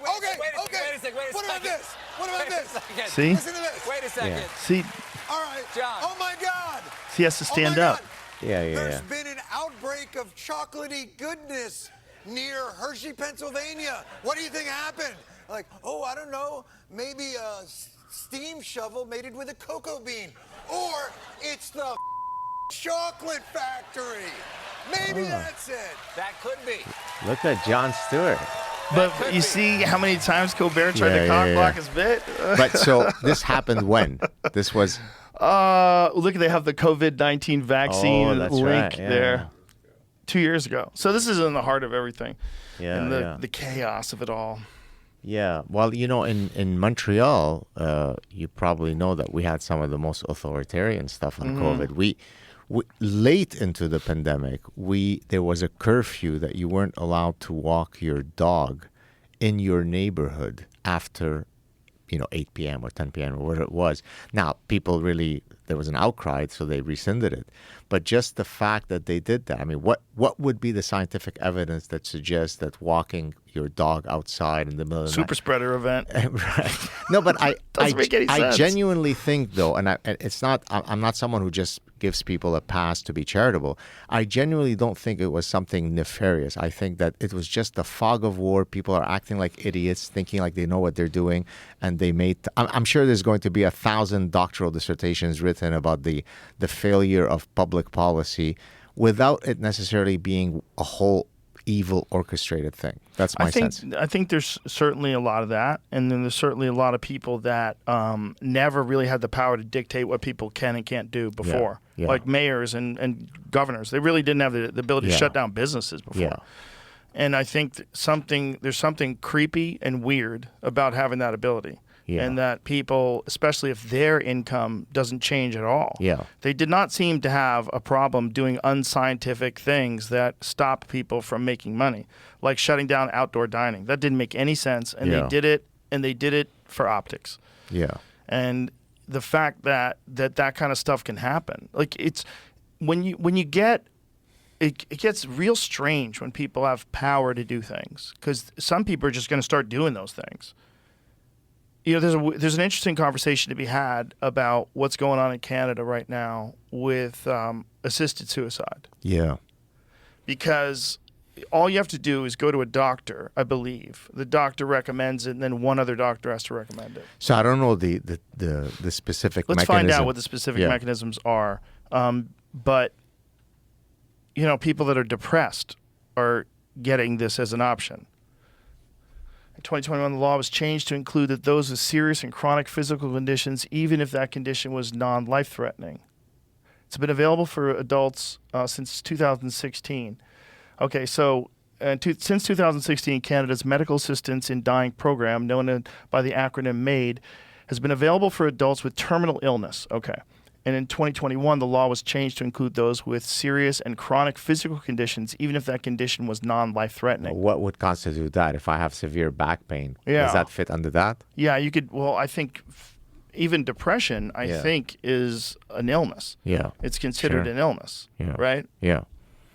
So if someone could, like, instead of discouraging people, instead of saying, having a suicide hotline, instead of, like, having people that have nowhere to go to, somewhere they can reach out and find help. Right. Instead of that, you're saying, okay, we'll help you kill yourself.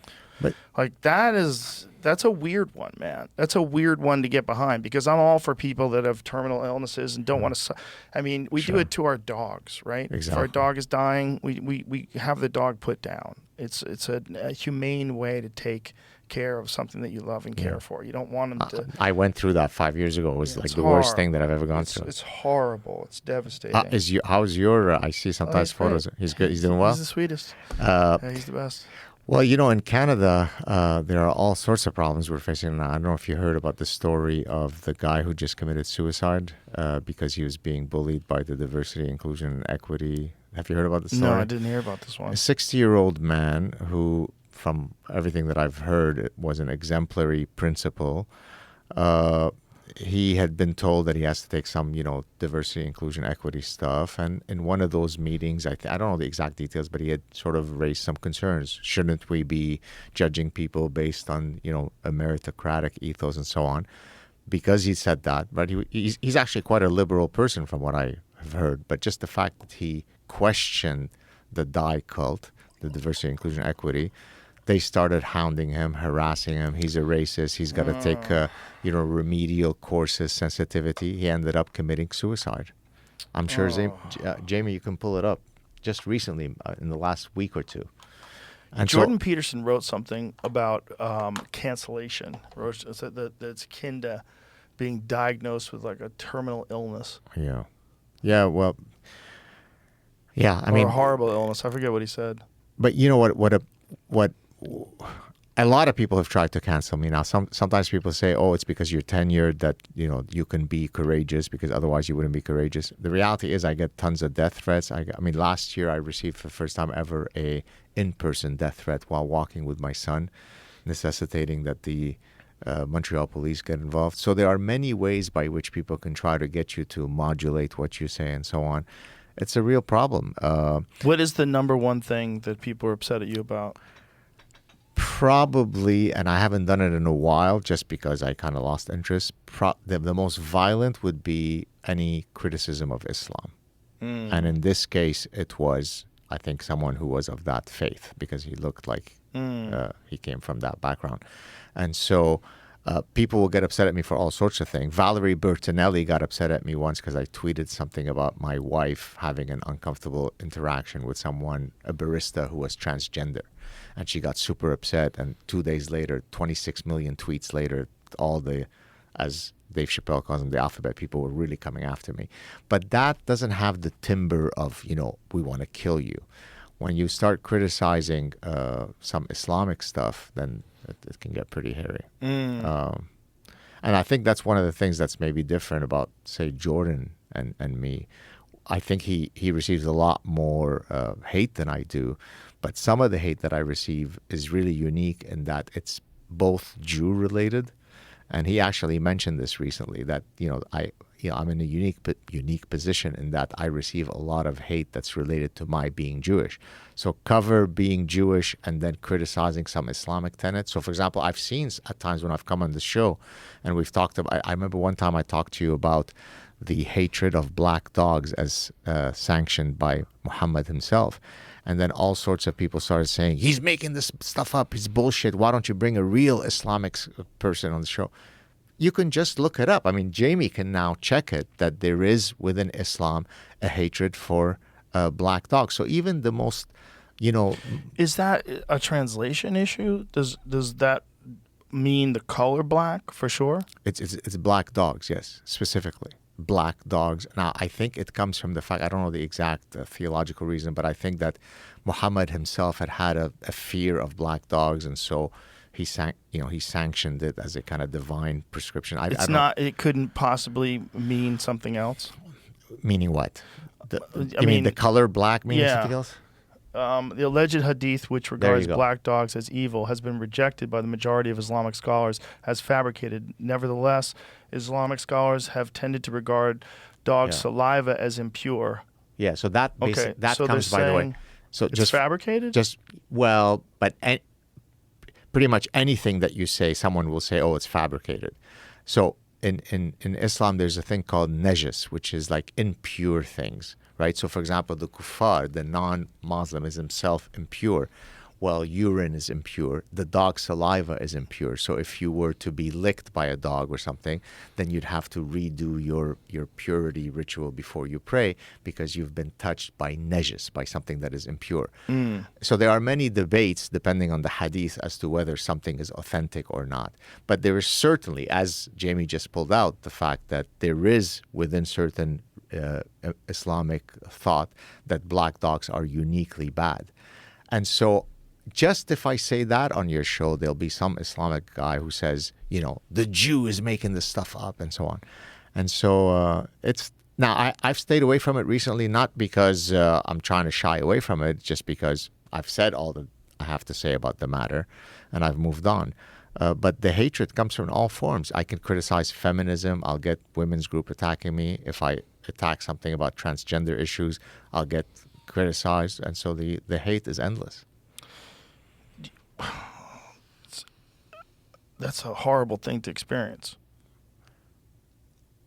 It's a horrible thing to experience, especially from a guy like you that literally fled it. Yeah. Well, I mean, and when I would I think in our earlier chats many years ago, we've talked about, Islamic immigration and so on. And I hold zero hatred. I think you know me enough to know that, I have tons of Muslim friends. I probably know more Muslim guys than most people will ever meet. I never criticize individuals. I criticize ideologies, right? So, does Islam codify the right of people to criticize Islam or not if you're in an Islamic country? Well, the answer to that is very clear, and the answer is not one that promotes freedom of speech. Me saying that doesn't imply that I'm being hateful towards Muslims. I'm just literally talking about the Islamic doctrines, just like there are doctrines in Deuteronomy that you and I can decide to criticize, right? Mm-hmm. And I think most Muslims, even some of whom are students in my class who've heard me talk about these things, not in a classroom setting, but in public, are very fair. And they'll say, you're a very fair guy, but other ones will send me emails and stuff that are just brutal, that are really, really, and I have to say, I'm someone who's, if I can speak of myself, quite courageous, but that in-person threat that I received when I was walking with my son was really, truly harrowing because I could never rise to that threat, right? Because the way that guy was speaking to me, he always had more, I had more to lose than him. And so there was never going to be a situation where if he decided to act on his hatred, I could have ever lived up to that challenge. And so for several weeks, I was really being careful, going around, trying to avoid that street. And it doesn't make sense that in the 21st century, a professor in Canada should have to worry about, which street he walks on because some idiot is threatening him in front of his 10-year-old son. It's incredible. Yeah, it is very terrifying. When you think about rigid things that are in certain religious doctrines, what do you think the roots of some, like the forbidden foods? Do you think the roots were initially that those foods got people sick? Oh, that there was yes. pandemics attached to them? Oh, what a great question. Thank you. In The Consuming Instinct, one of my earlier books, 2011, I have a whole analysis of certain kosher laws from an evolutionary biological perspective. And it's exactly what you just intimated. So right? pork, right? Yeah. So the idea, so imagine ancient Jews walking around in an environment where there's no refrigeration, where the shellfish that might be tainted with a particular pathogen or not, you can't smell it, you can't see it. All that you know is that some people ingested and dropped dead and others don't. There is no mechanism by which I can learn the statistical regularities between A and B. Therefore, the only possible conclusion that I can come to is that it's a divine prohibition. There must be some divine reason. So even that theological prescription, I can analyze it from an evolutionary perspective. Now, when I did that, let's say for kosher laws, I didn't get rabbis writing to me saying, how dare you, we're going to kill you for arguing that it's not divine. If I do the exact same thing with some Islamic doctrine, very respectfully, very properly, most Muslims will hear it and say, yeah, fair enough, Professor Saad. But a few will say, how dare you, you should be killed. Right. And that makes no sense in a free society. No, it doesn't. And it doesn't mean that the root of any of these religious doctrines weren't from God himself. Like, it doesn't, like, who knows? Who knows what the root of this stuff is? But the root of most of them, for sure, has gone through people. And the conversations have gone through people. Like, it's like really clear in the Bible, especially in the New Testament. We know the people that, but the origins of it is what's the most fascinating to me. Yeah. It's like, where did it start from?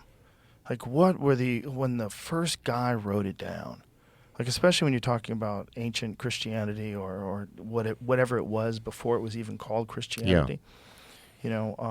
When I was in Greece, I was with Brian Murarescu, and he wrote this book about the Eleusinian mysteries called The Immortality Key. It's an amazing book.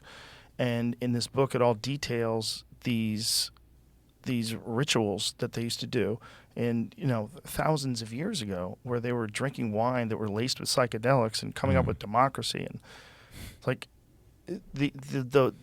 the root, when you're in those kind of environments, when you're in a place that like used to be this like amazing utopian society, or at least transformative society that never existed before, and then you're walking around the ruins, like, I wonder if they saw it coming. Right. I wonder if they saw the end coming.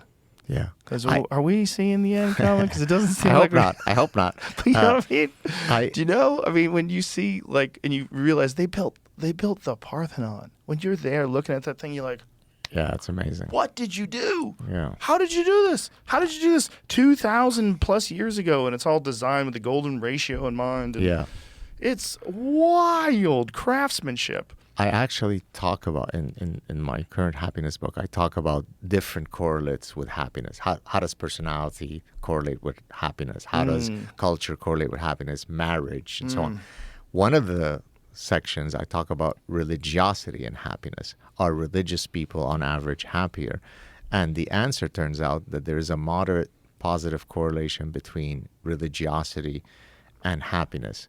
Now that makes perfect sense in that religion provides me with structure, it provides me with greater communality, it creates a nice demarcation between in-group and out-group. Therefore, people in my in-group I can cooperate with, I have greater cohesion. So there are very functional earthly reasons for why, if I am religious, it's going to lead to greater happiness. But what I try to also argue in the book is that shouldn't cause people who are not religious to despair that they're not going to be as happy, because I'm not sure what your religious views are, but I'm very much rooted in my Jewish identity, but in a cultural sense, I'm not very much of a believer, but I am very much someone who sees the divine in things, right?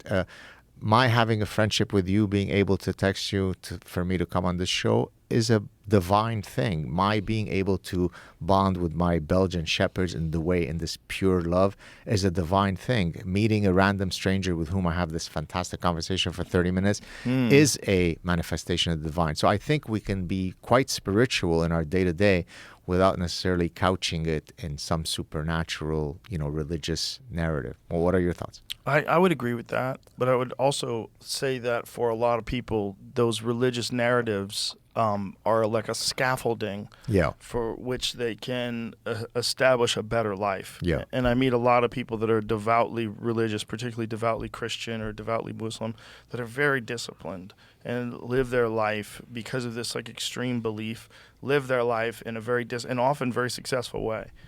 And I think there's a peace that they have in a true belief. Yeah. There's a peace that you have that there's a God that's got a plan for this whole thing, and just worship that God and do the right thing, and you're going to be okay.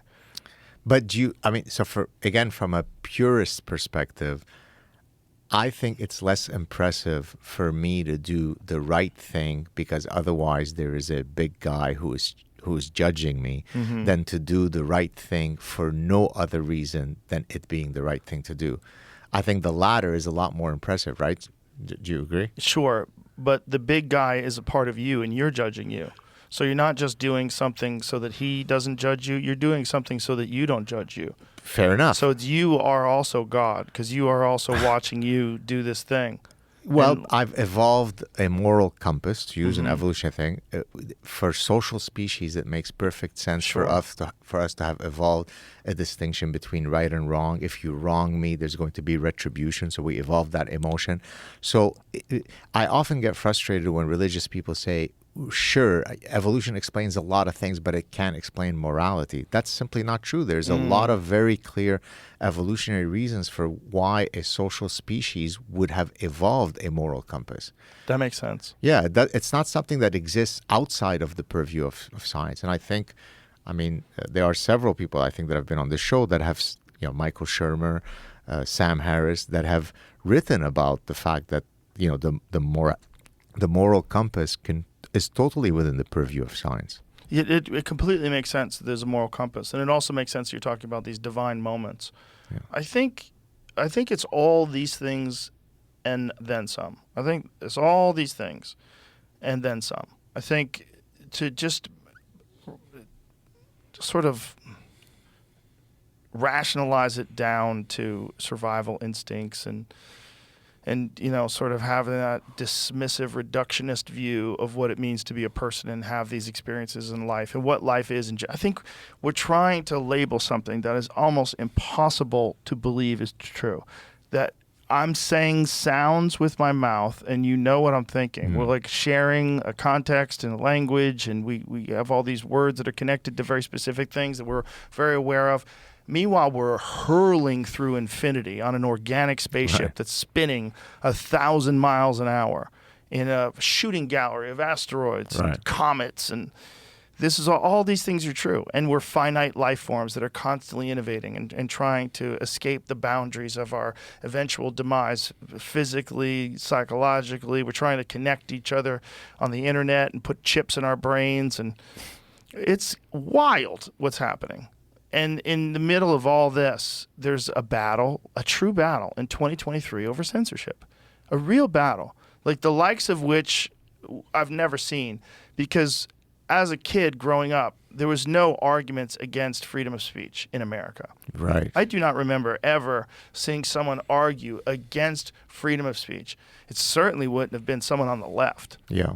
So, sorry. No, I'm saying just that alone it's a terrifying thing. It's like people are literally crafting the shackles that are going to eventually contain them, and they're doing so greedily and enthusiastically. So can I offer a philosophical explanation for why I think this is happening? Sure. Some of your viewers may have heard me mention this elsewhere, but it's worth repeating. So in my last book, In the Parasitic Mind, I talk about two ethical systems, deontological ethics and consequentialist ethics. Deontological ethics is an absolute statement. For example, if I say it is never okay to lie, that is a deontological statement. If I say it is okay to lie to spare someone's feelings, so the example that I often give is if your spouse asks you, do I look fat in those jeans, then put on your consequentialist hat really quickly and then lie, right? So for most things, most of us are going to be consequentialists.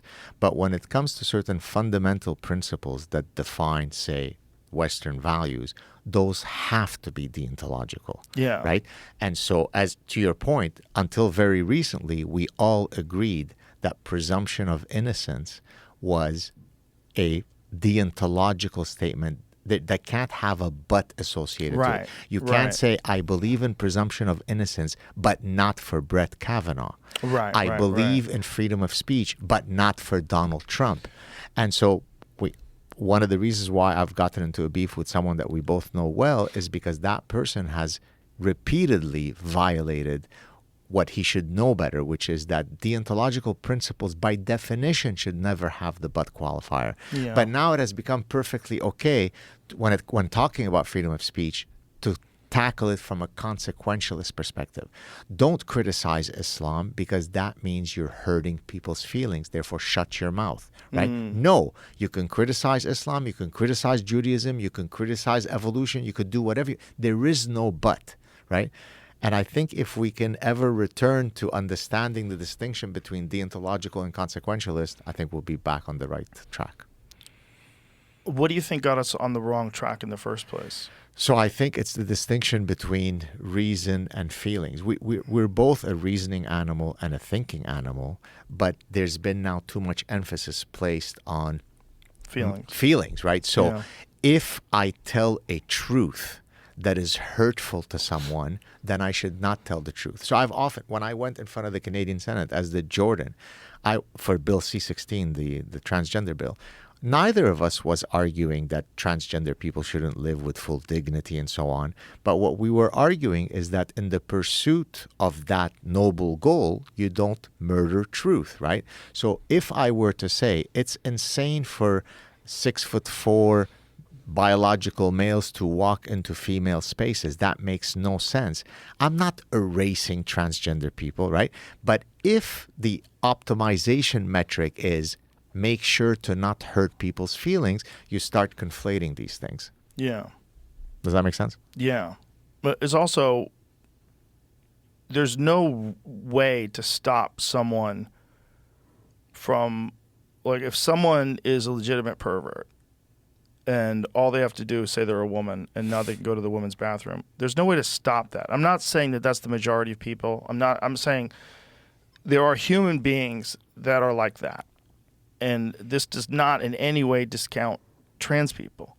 This just says there's people that will game the system, and there's no safeguards in place.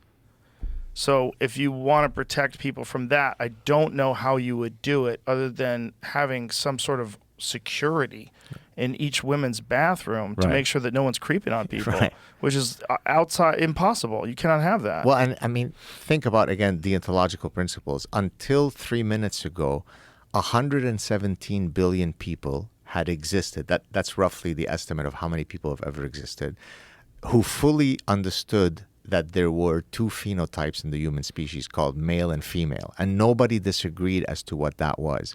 But suddenly now it is really controversial to argue that, and that's why I do some of the satire and sarcasm on social media. It's not to be mean or flippant. It's because the only way you can handle some of the lunacy we're saying is through derision, through mockery, because it's insane. I mean, we are the product of 117 billion people who exactly knew how coupling works, but now we could no longer say it.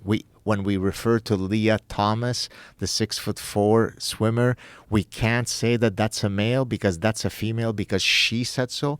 It's insane. It is insane, and it's wild to watch. It's wild to watch young people just adopt it wholesale. Because if you're a female athlete, it's not good. Well, it's not good.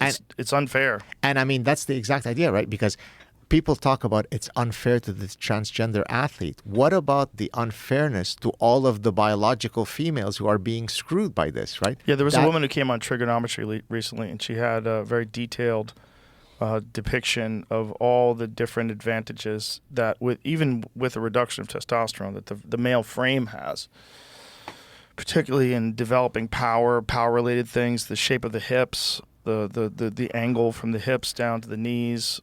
Joe, I've had conversations with physicians. Not that you need a physician to confirm that there's male or female, but how could you be a medical doctor and actually espouse some of the nonsense such as there are no sex differences between men and women? I've had anesthesiologists, I've had gynecologists who argued that transgender medicine recognizes that the antiquated binary is no longer valid.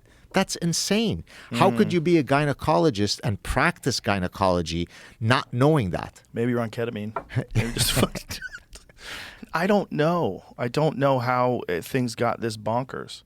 But I think that if you have a group where you can't question anything about it, you're going to have problems, because then you have a protected group and crazy people can join that group. And that is a real factor.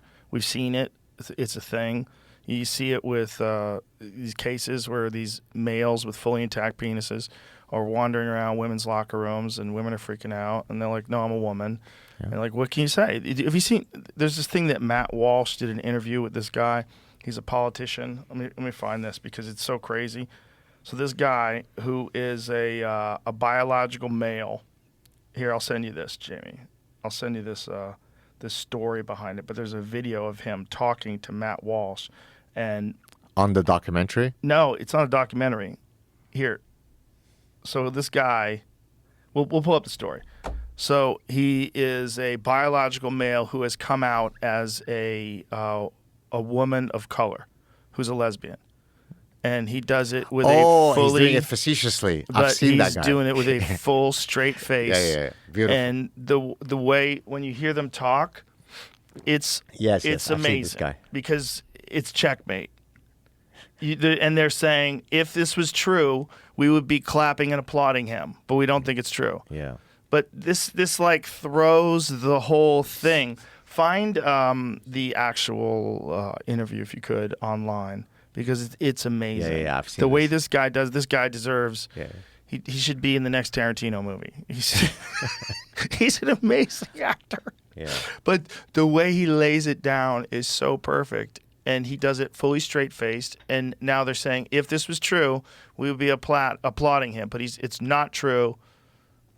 But that's the problem with the whole thing. So you think in the deep recesses of all those folks' minds who come out as in support of men who have penises are women, do you think in the deep they know that it's bullshit, or have they been so parasitized that they actually believe their nonsense? I think a lot of them believe it, and I think a lot of them, that belief is confirmed by their social groups, or who also not just believe it, but enforce belief in it. There's a social pressure to enforce belief in it.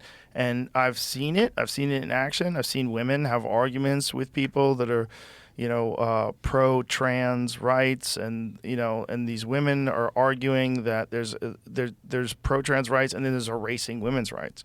And including like the athletic argument, and including the female spaces, like intimate spaces, locker rooms, bathrooms.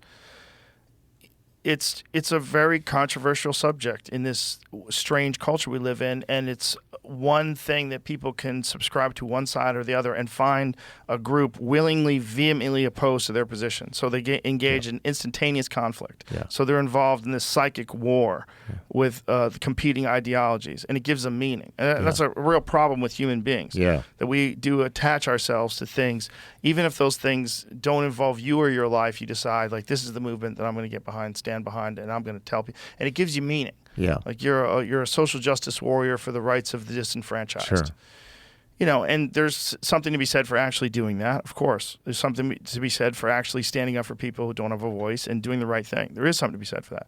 But there's also something to be said for to be able to look at this from both sides. And if you're an 11-year-old girl and there's some guy's dick in your face in the girl's bathroom, like, what? This guy's just walking around naked in the locker room and you're a kid?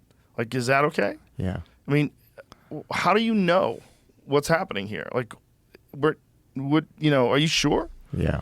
Like, and in some cases, when someone's like so feminine and so like seems like a woman, you wouldn't have any problem with it, right?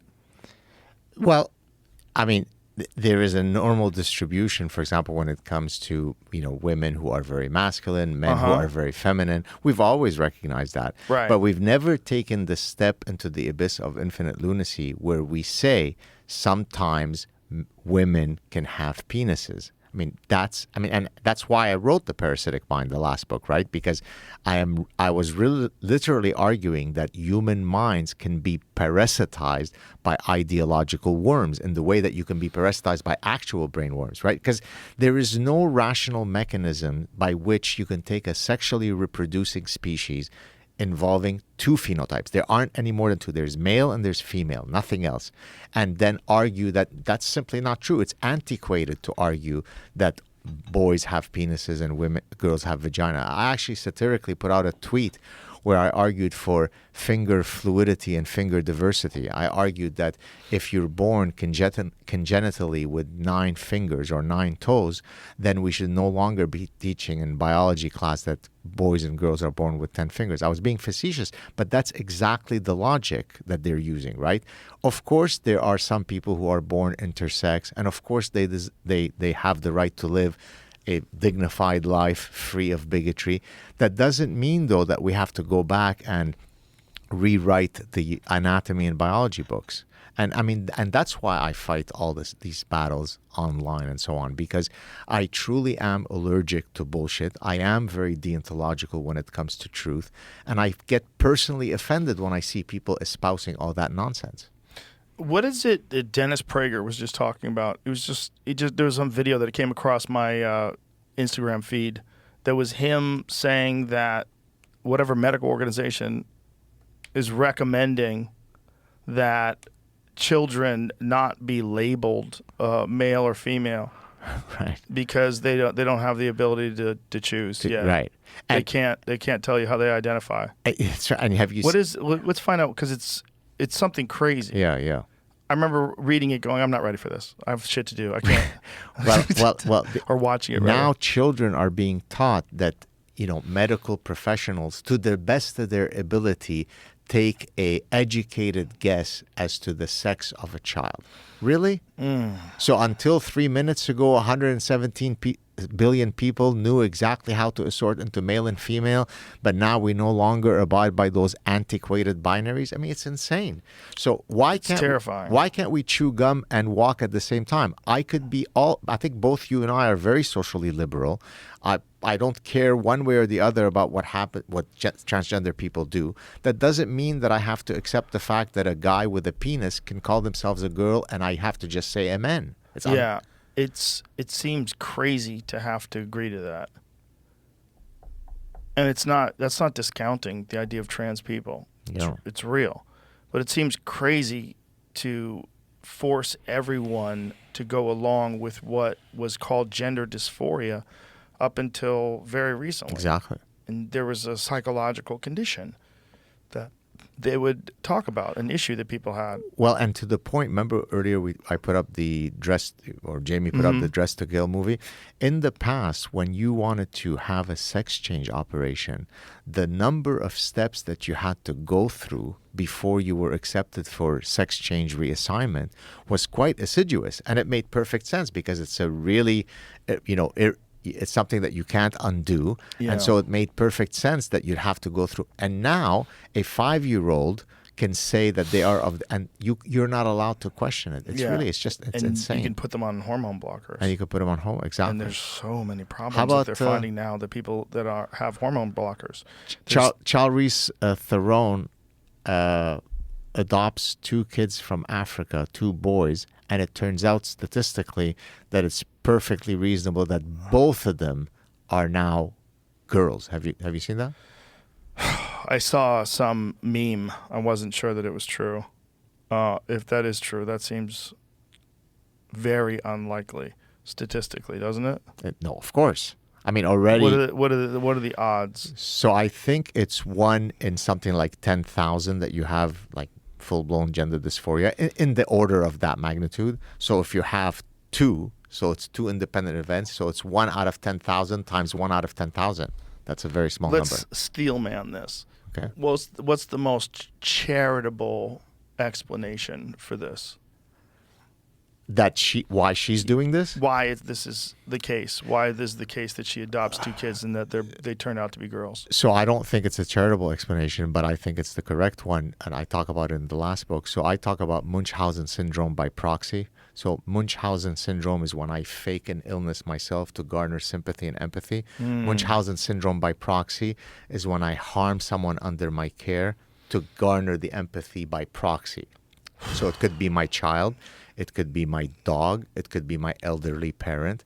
And so I've argued that transgenderism, as exhibited by many of these progressive, is a form of Munchausen syndrome by proxy. Look at me, the super progressive woman who's got 2 transgender kids. Right. So it's a very, very diabolically narcissistic. I don't pretend to be psychoanalyzing her, but you asked me for my prediction or opinion, I think that's what it is. Yeah, I was trying to find, is there an explanation that would make, like, I would like to know, like, what is someone who truly believes that that's normal? What do they think? Who believes that what is that normal? It's just normal that those two boys turned out to be girls? It's people who live in La La Land, because we know that statistically it's just impossible. It's like winning the lottery. Right, but people do win the lottery, right? Yeah. So what would be your most charitable explanation? That would be the most charitable. It just turned out that these the two boys. But there's a lot of evidence that if you, like, especially with boys that exhibit that, they turn out to be gay. Yeah. And feminine gay men. Yeah. Which used to be fine. Yeah. And now it's like, you know, like Tim Dillon has an argument about it, that a lot of this is really homophobic.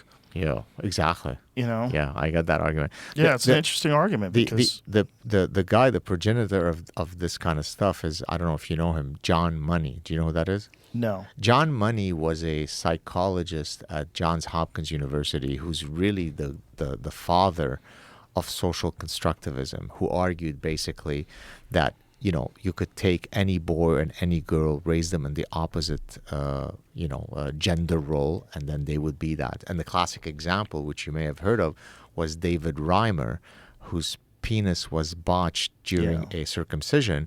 They put a dress on him, said, call him whatever, Linda, and then he ended up committing suicide. Well, the guy who started all that was John Money at Johns Hopkins. And so we can really lay him as the original culprit, because a lot of surgeons would go to John Money for his expert advice. Question about this story. Sorry? I saw this meme go around too. This is where it came from, right? This picture? Yeah. When I'm looking up the story about her adopting kids, yeah, all I'm seeing is that she had adopted one daughter, and that in 2019 the other one said that she was not a boy and that she is a daughter also, and so that they're both daughters. So one of them is a biological girl. One is a real daughter. And that's why I was trying to find out the actual. I don't know. I couldn't, like, digging through the stories. Nothing actually says what biological anything. Well, then I really appreciate, Jules, your careful when you know at the start you said I don't know if that's true or not. Yeah. So that it turned out it's not true. That's one of the reasons why I think a lot of people listen to you, because exactly of that careful thing. I mean, you can get upset at it, and you could also. There's a lot of people that I know that will say their child is LGBTQ because their child is, they call themselves non-binary. I've seen this happen before. Like, people, they wave it like a flag, that it's like this amazing thing that they have a queer child. Yeah. And the kid is just like, no, I'm just non-binary. I don't fucking nothing. I don't want to be this.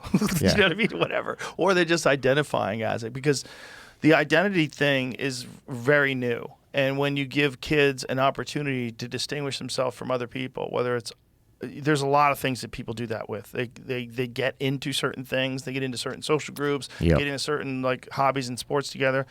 But there was a thing that happened recently where they did a study in New Jersey. They found out that there's a 4,000% increase in kids calling themselves non-binary. Yeah. It's just like, I mean, at what point in time do we examine whether or not social pressures are playing a part of this? Is it Lisa Littman or Lisa Lipman? She was a researcher at Brown University who argued for the rapid onset of transgender thing as a social contagion. And I don't know if you remember, I talked about this in my last book. At first, Brown University, had put out all these promotional alerts about, here's one of our researchers publishing this great paper in a top journal and so on. And then the transgender activists came after her because how dare you be arguing that it's a social contagion, that it's not a real thing. And I'm not sure if they pulled the paper. Maybe Jamie can tell us. But she really, I'd even invited her on my show to offer her a platform to support her. And she had laid low because of the blowback she was getting. Well, Abigail Schreier has experienced a tremendous amount of that. And she was one of the first people to talk about it. And when she talked about it on the podcast, I wasn't aware that it was that big of an issue. Yeah. And that there's so many, particularly like young autistic girls that dive into this. Yeah. And that also there's a certain thing that happens when they start injecting testosterone, that it gives them this like feeling of euphoria, and that it does alleviate some anxiety because it has an effect. Yeah, it has a physiological effect and so they think this is what I've been missing my whole life. Exactly. Which is really kind of crazy to think that. I mean, it's a weird thing. It's like this, either, especially when it comes to like encouraging surgery, as encouraging it for really young people. Are we when did we stop believing that young people are impressionable? Right. When did we stop believing that young people should not make life-changing choices when they're really young? Because they don't know what the fuck is going on. Well, we've always said that with tattoos. We've always said that with, body modifications. And look at the cognitive inconsistency when it comes to age. Because if a progressive will say that a 17-year-old who's 17 years old, 364 days, so in one day he's going to be 18, who lies in wait, kills his parents to pick up the insurance, the progressive will argue, well, you can't put him in prison for life. He's just a child. His brain is still going to develop until he's 25. So for that issue, from this side of my mouth, I say that he's too young. But from this side of my mouth, I'll say that a 4-year-old is perfectly capable of saying, I am in the opposite body, and shut up, don't question it. Those two things can't coexist. Yeah, someone has to be a horrible monster for people to agree that this person needs to be tried as an adult. Right. Like some boy who stabs his whole family to death, like crazy shit like that. Right. And which does happen. I think there was a case of something like that recently where a kid stabbed his mother to death, and they tried him as an adult. I think he stabbed a girl to death. Now I'm screwing it up. I think he stabbed a girl that he went to high school with to death and left her in the woods. That's what it is, I think. But there's been a bunch of those guys stab their parents. I just watched a documentary on the dating show Serial Killer. Have you seen this guy? Do you know this story? No. The dating show, Jamie, I'm sure is going to pull it out. It's a guy who was really diabolical. I mean, he was attacking 8-year-old girls. He was attacking 25-year-old. What year was this? This would be 70s. Oh, yeah, we did talk about this once. Yeah. Then he appeared on the famous dating show where, a woman is interviewing 3 guys. That's the guy. Yes, I remember that. I do remember that, yeah. And it's funny because he won that show, and then the woman decided not to go out with him because she found him creepy. So she had the right antenna to pick up his creepiness, whereas other people didn't and paid. So he was a serial killer. He was but not just a serial killer, Joe, because he did not have a unique demographic group, right? Typically, serial killers will focus. I only go after boys. I only go after. This guy was caught in the act of suffocating an 8-year-old girl. And she didn't pass away, and he was, I think, sexually assaulting her. But he's also done it to 25-year-olds. So this guy was... Now, this is not the type... Now, a progressive will tell you that this guy is like that because something happened in his background that made him that way. He couldn't have been born damaged, right? It's the social constructivist argument. Yeah. We're all born empty slate, and it's only society that either makes us good or bad. Yeah. And therefore, they would want to rehabilitate. And by the way, the justice system released him several times when in a real deontological world, that guy would have been executed. By the way, I support the death penalty for guys like that. I support it if the legal system was clear. Yeah. There's just too many people that get accused, and we've had a bunch of them on. They get accused of crimes that they didn't commit and spend decades in prison for murders they didn't commit. And I've actually had a guy on my show, arguably the most remarkable story I've ever heard on my show, and I discuss it actually in my current book on happiness, talking about gratitude. He spent 29 years in prison for a murder that he was eventually exonerated of. On the show, I asked him, how is it that you go about your life? You're so put together. You're not full of vengefulness. You don't want to destroy the world. You must be Buddha. You're a much better man than I am. And his answer really speaks to the mindset of being a happy person and having gratitude.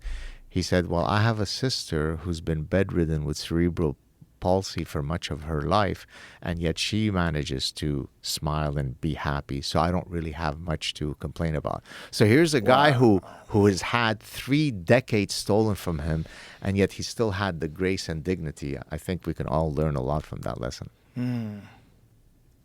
Yeah, so that's why I have a hard time supporting the death penalty. Yeah. Because I think there's a lot of very corrupt prosecutors and a lot of very corrupt lawyers, and the whole thing is it's human. But couldn't we just restrict it to the most? So if I find your DNA in the body of 5 dead children, that's the only time I will use the death penalty. Why not make it so extreme that your concern doesn't apply? I could agree with that. I see it, at least on paper, that I could agree with that. But the problem is people plant evidence. And, you could see, like, if there's a video of someone in the act of doing something, especially now with deep fakes, that's a problem again, right? Right. But, yeah, if someone was, especially if they're saying they're guilty, they show no remorse, like, why should they be alive? But I just wish that we knew for sure that everybody who's locked up in jail for a crime was actually guilty of that crime, and that's not the case. So that's not the case. So there would be no context where you would ever sign up for the death penalty, as it stands. I just think you're giving people the kind of power. For sure, if someone does something, we know they did it, you want that. Yeah. But it's a sort of akin to maybe the principles of free speech. Free speech applies even to people that you disagree with. The Holocaust deniers. Right. Yeah. The insane people, Nazis. Like, that was what the ADL used to support, right? Yeah. I think that if we were living in a world where there was no lies and all the prosecutors and all the judges were all above board and just impeccable sense of ethics and morals, and you could trust them to know the truth, then yeah. But that's not the case. Yeah. So in a flawed society like the one that we live in, I can't support something that's killing innocent people. Right. Even if it's killing guilty people too. Yeah. It's like, if it kills 10 guilty guys and 1 innocent guy, we fucked up. Yeah. And I think that, I don't know what the number is of people that are unjustly accused, but it's got to be high. Yeah. And then there's people that are in jail for things that are very minor, and then while in jail wind up killing somebody. Well, I mean, to your point, I think the Innocence Project has demonstrated that there have been men who were on death row who were exonerated. Many cases. So that speaks to your point. Yeah. Many cases. And my good friend Josh Dubin has worked with a lot of these different people. And through the show, a few of them have actually wind up being exonerated. Wow. Yeah. He's a fascinating guy, and he's dedicated himself to finding these cases and helping these people, and he's gotten a bunch of them out, and their stories are insane. And because of that, because knowing that those exist, I can't support something that's going to possibly kill those people. It just doesn't. There's just too much corruption. There's too much. You can demonstrate. You can see it. There's cases after case after case of prosecutors getting arrested, DAs getting arrested, and lawyers, and there's too much fuckery. Yeah. It's a human issue, and unless we knew that humans were telling the truth, you can't. It's too much of a. And to do it, imagine if you're the person who executes this person, and then you find out that person was innocent. Like, oh my God, you got to live with that. That person, not only did you steal 3 decades of your life, but then you took their life for something they didn't even do. That's the reason why, and isn't it in firing squads when you have a whole bunch of people and they're exactly. Yeah, but what about lethal injection? Yeah, there is someone who's literally doing it. Knows what's going on there. Yeah. We'll do it with a computer. Yeah. Okay, whatever. You know what you're doing. You know what you're doing. I mean, you can find all sorts of ways to rationalize it. Yeah. But morally, of course, you'd want that person removed from society. If you found out that someone in your community back in the day, in the tribal days, was raping children, you'd want to kill them. Exactly. And justly so. Yeah, I can't remember who, actually yesterday I did, the guys that came over at the hotel, we were talking about,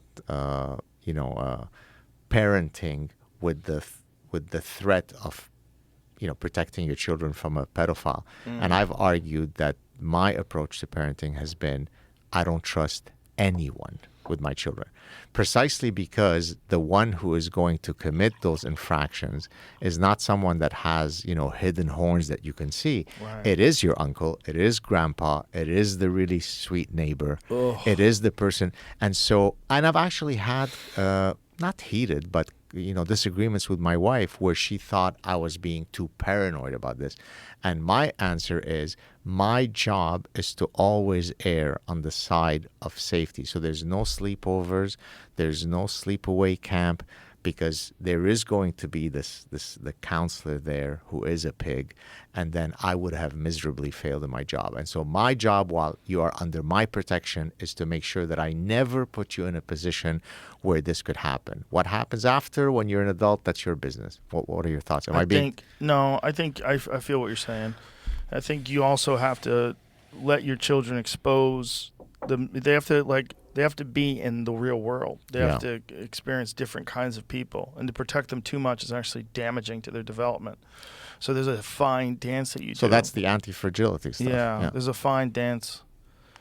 And, you think about just your experience. I mean, it's horrible to say that any bad experiences were good for you. But oftentimes, you develop character through a lot of adversity in your life. Oh, I completely agree with that. It's like, how much adversity do you want to expose your children to? And then there's the question of things like predators. I've actually argued, in the Happiness book, I argued that what I went through in the Lebanese Civil War paradoxically makes me a happier person.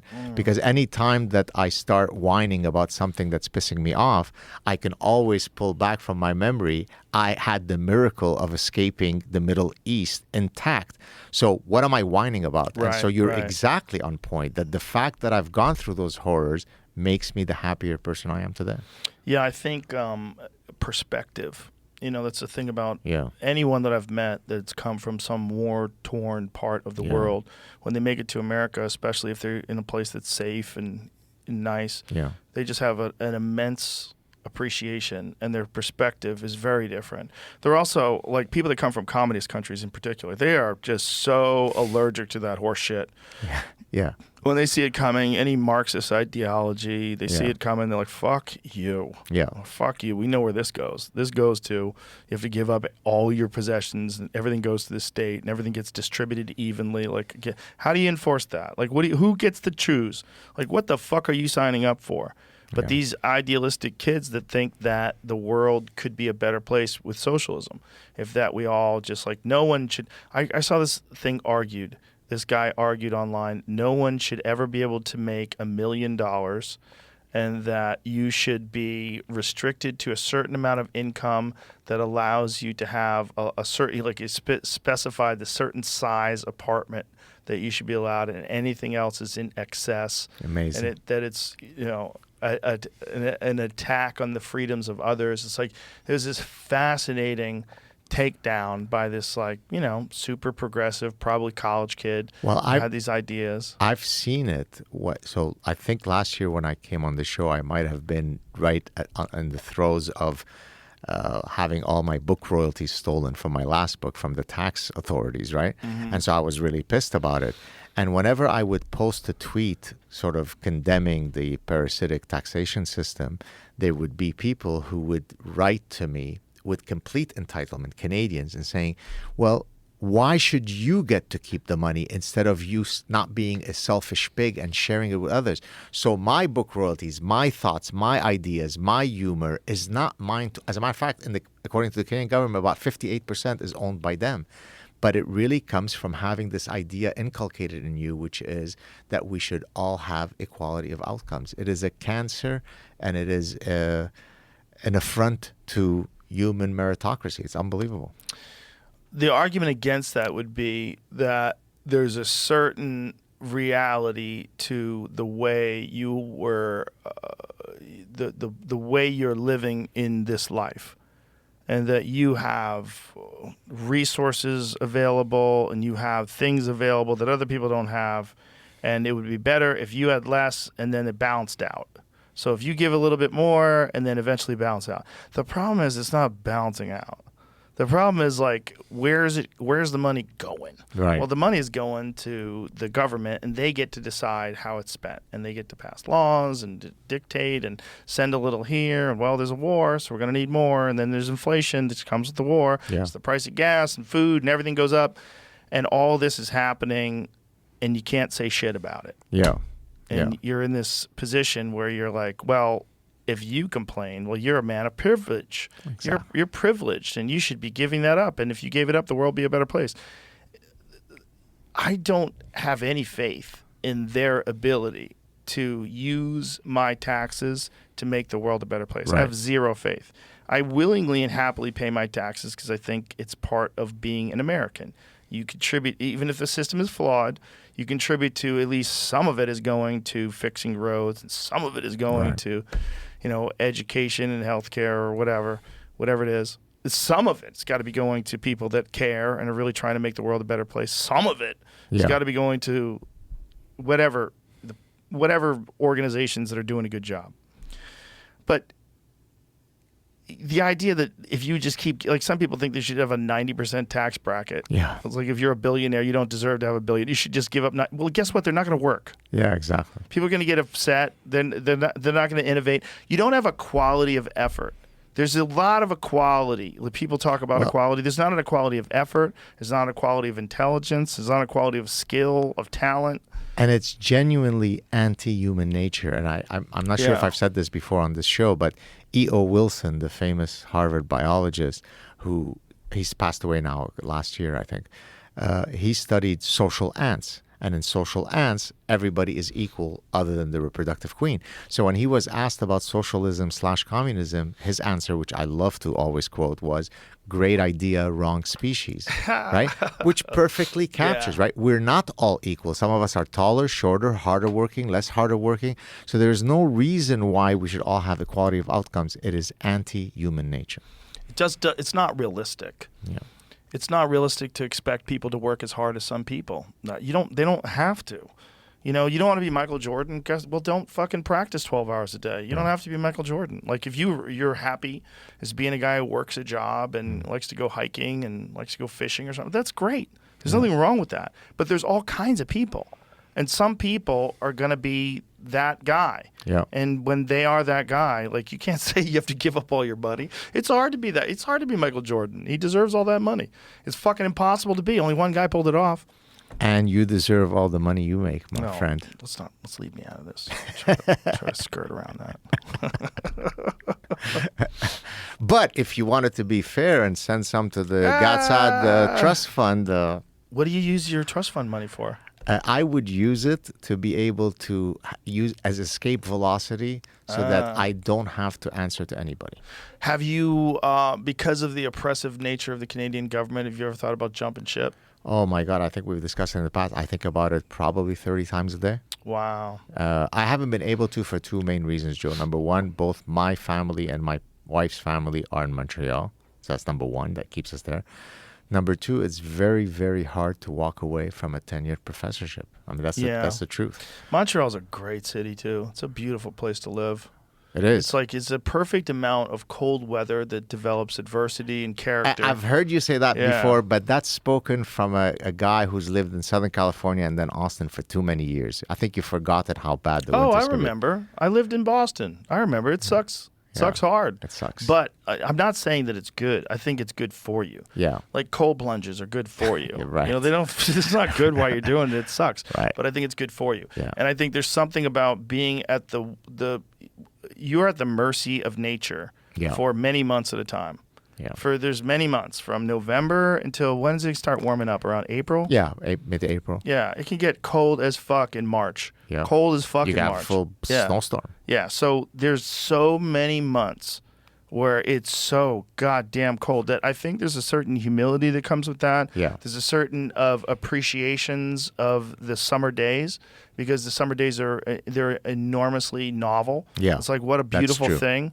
Like, we just 6 months ago, we're just digging ourselves out to try to drive to the grocery store. You got to dig yourself out of 3 feet of fucking snow. That's true. Everybody remembers that. Well, and that's why Montreal, there's kind of an orgiastic party feel during the summer months because we're making up for cocooning. Exactly. Yes. I used to love doing comedy up there. We used to do the Montreal Comedy Festival, and it was in the summer. That's and everybody was so happy. That's right. And I really clearly remember thinking that there's something to the kind of character that comes out of people that live in that place. It's not all of them, of course. There's fuckheads at every corner of the world. But I just think there's something cool about that city. And it's also like it's very European, even though it's Canadian. There's a lot. And well, thank you. You're making me feel good that I'm still there. I love it up there. It's a great place. It's great. I just don't love the kind of direction that the government is trying to take control of the country. That's what freaks me out. Taking control of narratives and taking control of what people say on social media and stopping protests and what they did with the Canadian truckers. Yeah. Like, well, I think, and again, not to blow smoke up your behind, but one of the things that I think people appreciate about you is that you do change your opinion in light of new evidence. And I remember very vividly the first time that you and I spoke about Justin Trudeau, you were quite a fan, and then you revised your opinion of him. I felt he's a very handsome man, very good speaker, but he's not really a good speaker on the cuff, off the cuff. It's really like when he has like a speech. Yeah. There's a template. Yeah, and he's a good-looking guy. It's like when you see like a handsome fellow with nice hair. It's like, oh, I want him to be good. But it's funny that you say he's good-looking because Megyn Kelly came on my show, and her view, and we would think that she would know how to judge the masculinity of someone. She said, I would never want that guy on top of me. He doesn't exude any masculinity. I mean, literally almost exactly that to the word. I'm sure that Jamie's going to pull it up any second now. But that's also him now, right? Where you know who he really is. I think... He's a girly girl. You think so? We had a boxing match. Hit a boxing match with some other politician. Did you ever see it? I did. Not terrible. Yeah. Not terrible. I mean, I'll defer to your boxing not terrible. expertise. They threw some hands, Is that right? Fucking was going after it. Yeah. But what disturbs me is the way he's willing to discredit people that disagree with him, like the Canadian truckers. Yeah. He's saying that they're often misogynistic and racist. Like, what are you talking about, man? The fact that they froze the bank accounts of people who donated money. That's insane. Insane. That's like Banana Republic shit. Yeah. That's scary. That's scary totalitarian shit. I had the spokesperson of the trucker convoy on my show. It's unbelievable. It's a test case. It really is. Yeah, for totalitarian government tactics, and they did not fail. They did not pass that test. They failed that test. And to the great discredit of my fellow Canadians, we've now 3 times. I mean, you don't vote for him. You vote for the party in a parliamentary system. But it's 3 times now that he's in, and each time he's gotten, I think, no more than about 30-something% of the vote. So that's one of the dangers of a parliamentary system. Even though 2/3 of the people don't want you there, he's now been prime minister since 2015. How does that work? Well, you're basically voting for the party, and then depending on how many seats are taken in the parliament, that's who becomes the majority. So it's not like the American system where I am voting for Donald Trump or Hillary Clinton. You're voting for a platform in your riding. Right? So if I'm voting for the Liberal Party, I'm voting for the Liberal candidate in my riding. And now that is tallied up, and since he's the prime minister, the leader of that party, he then becomes the prime minister. And does anyone primary him? Do they have that sort of a situation where someone tries to challenge him from the same party? Only when you're deciding who's going to be the leader of the party. So once someone's the leader of the party, they no longer challenge that person. That's right. So I don't know the exact details. So as long as that party is in power, he's in power. He's in power. For how long? There is no. I don't think there's a statute. Not statute. What is it called? The term limitations. Term limitations. Thank you. I don't think there is. So he could be dictator forever. For like the next 4,000 years. It's unbelievable. Jeez. Yeah. Great. One of the other reasons why I'd like to leave Canada and move to greener pastures. Yeah, it's just not good for people to have that kind of power. Yeah. It's almost never good, and especially when they start using it in that way. They start, using it the way they're using it up there. It's like the clamping down of free speech is never done by the good guys. Yeah. It's just not. It's not what it is. And when you're being fed propaganda and you're being fed propaganda, and now you're expected to not say it and not talk about it and just accept it, that's not good for anybody. That's not good for and it's only good for the people that are in power, and it's only good for as long as they're alive, because what they're going to leave behind is going to be a disaster. And if new people that are from the opposing party get into control, they're going to expand their control even further. And this is a terrible cycle that if you don't have very rigid rules on what can and can't be done, you open the door for tyranny. And that's what they're doing. And the worst part is that it's cloaked under the robe of progressivism, right? It says he will be prime minister until 2025. They brokered a deal. What does it say at the top? It says they brokered a deal that will keep minority government in power until the next election. Yeah. Why they say minority government? What does that mean? So that means minority liberal government. That's the minority of the people in the country. No, it's in terms of the number of seats in the parliament. I don't know the exact number, but you could either be a majority government or a minority government. Usually, when you're a minority government, it's because you've set up an agreement with another party, allowing you to, right? So in this case, it's the NDP. So the whole party's behind him, which is a problem. Yeah. And that's what would it take for someone from another party to win? Get enough seats in the ridings to overturn this asshole. Right now, the top guy in the Conservative Party is Pierre Poilievre. I don't know if you've heard of him. I have. I think Jordan Peterson had him on his show.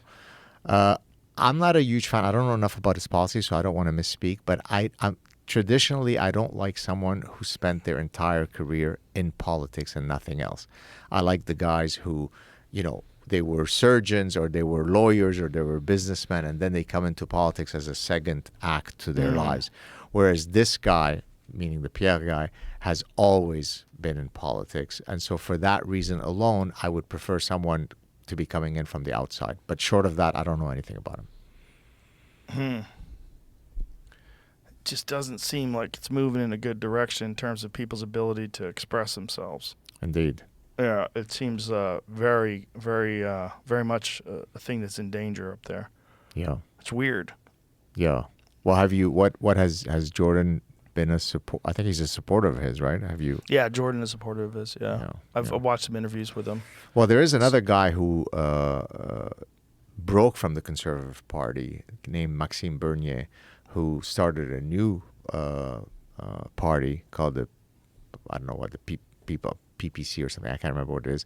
But it's very, very hard to get it off the ground. So I don't even think they got one person to sit in the parliament. Despite the fact that many of his positions probably you and I would agree with, but it's just very hard to introduce a new party. Yeah, so it's kind of how it is in America as well, yeah, right? Exactly. Like Cornel West just branched off, and he's in another party right now, right? Oh, is that right? What party is he in?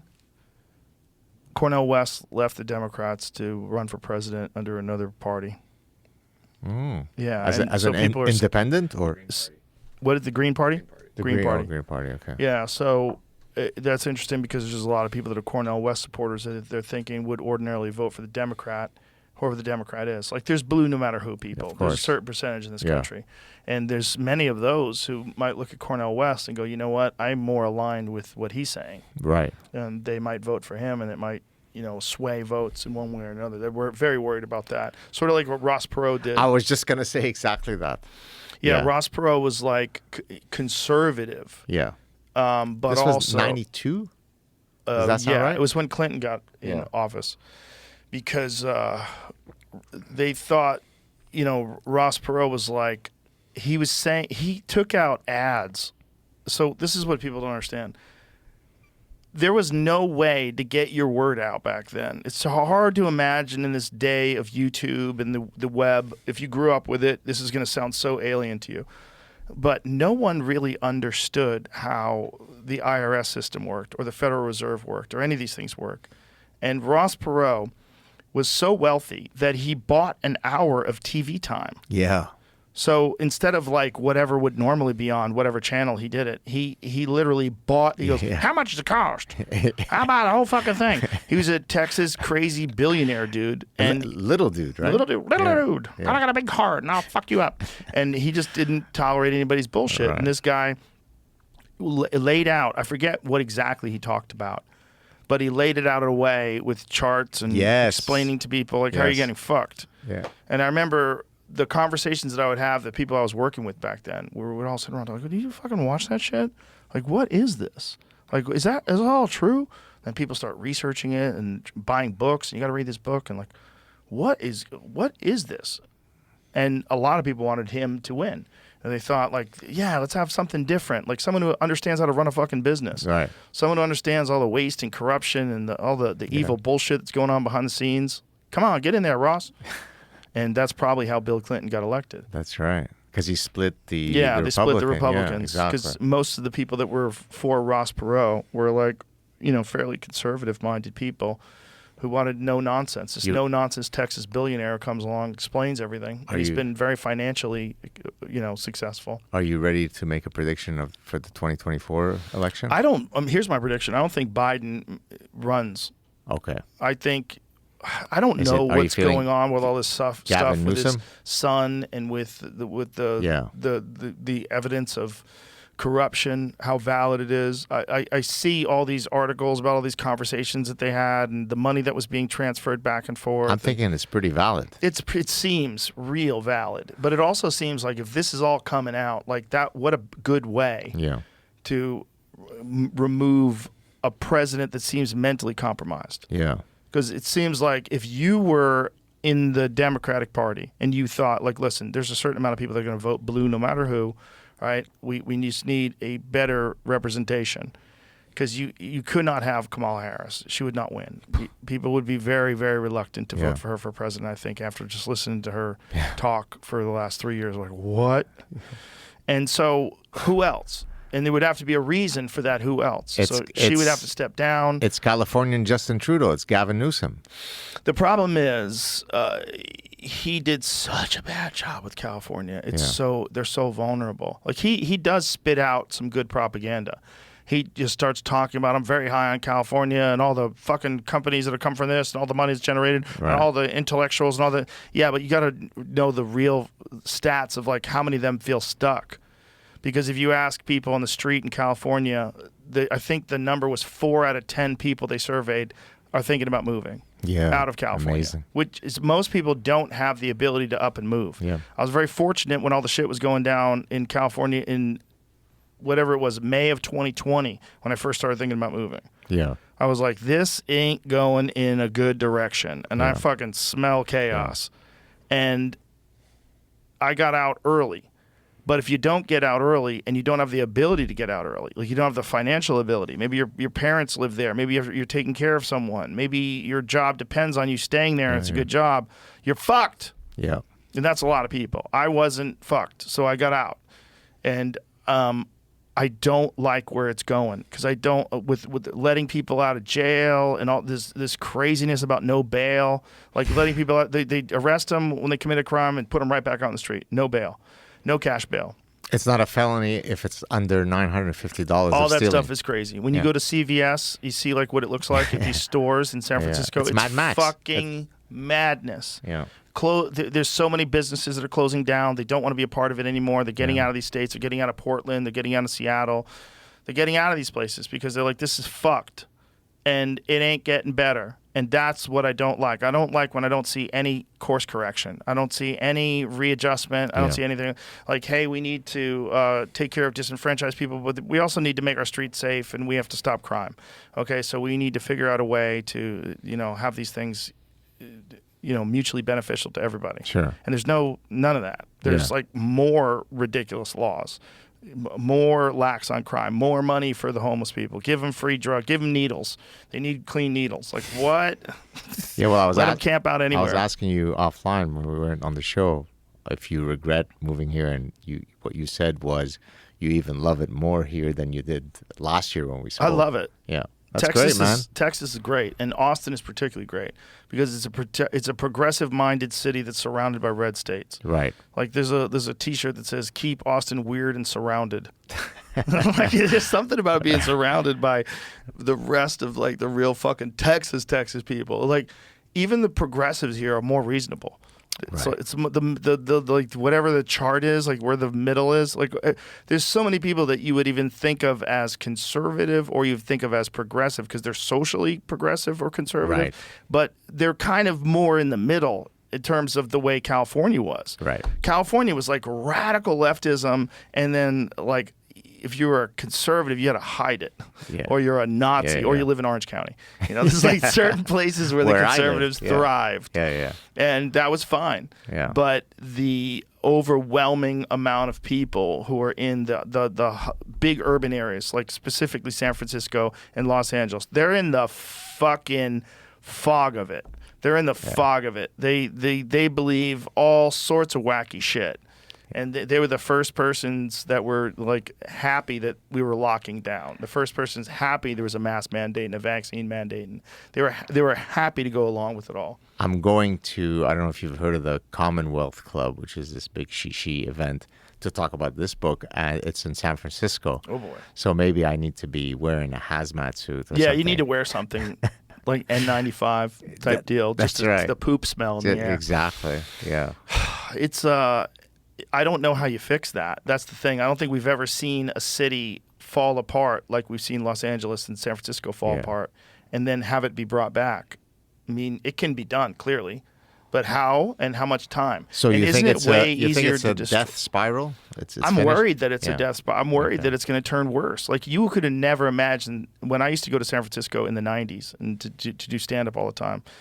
I would at the original Cap City, which was this cool little club that seated like 150 people. It was great. You could walk around the city and cool places to eat and cool bars to go to. It was a fucking lovely city, filled with culture and artists and interesting people and smart people.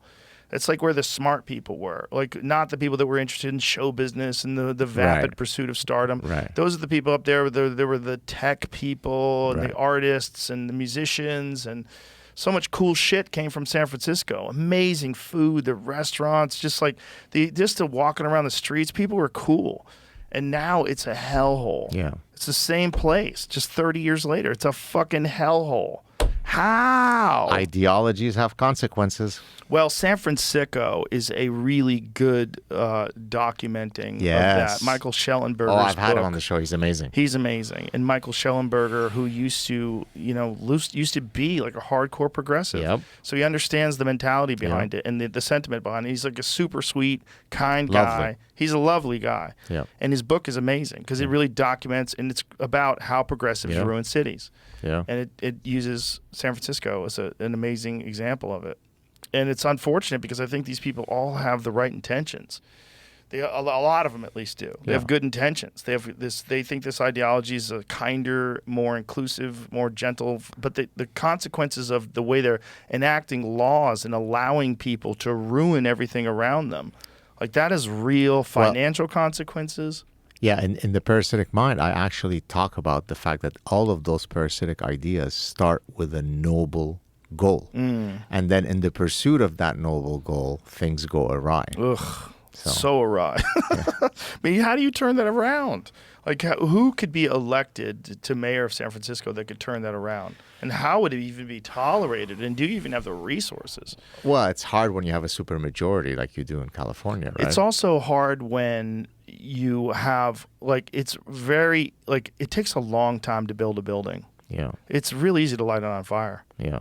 It takes just a few minutes. Yeah. You just throw gasoline on, step away, that fucking building's gone. And to rebuild is quite difficult. Yeah. And when you have a city that's just overwhelmed with homelessness and crime and chaos. Did you see that video of these kids that stole a car and drove it off a cliff? No. In San Francisco? No. You didn't see it? No. Yeah. I don't know the story behind this other than the fact that it was a stolen car.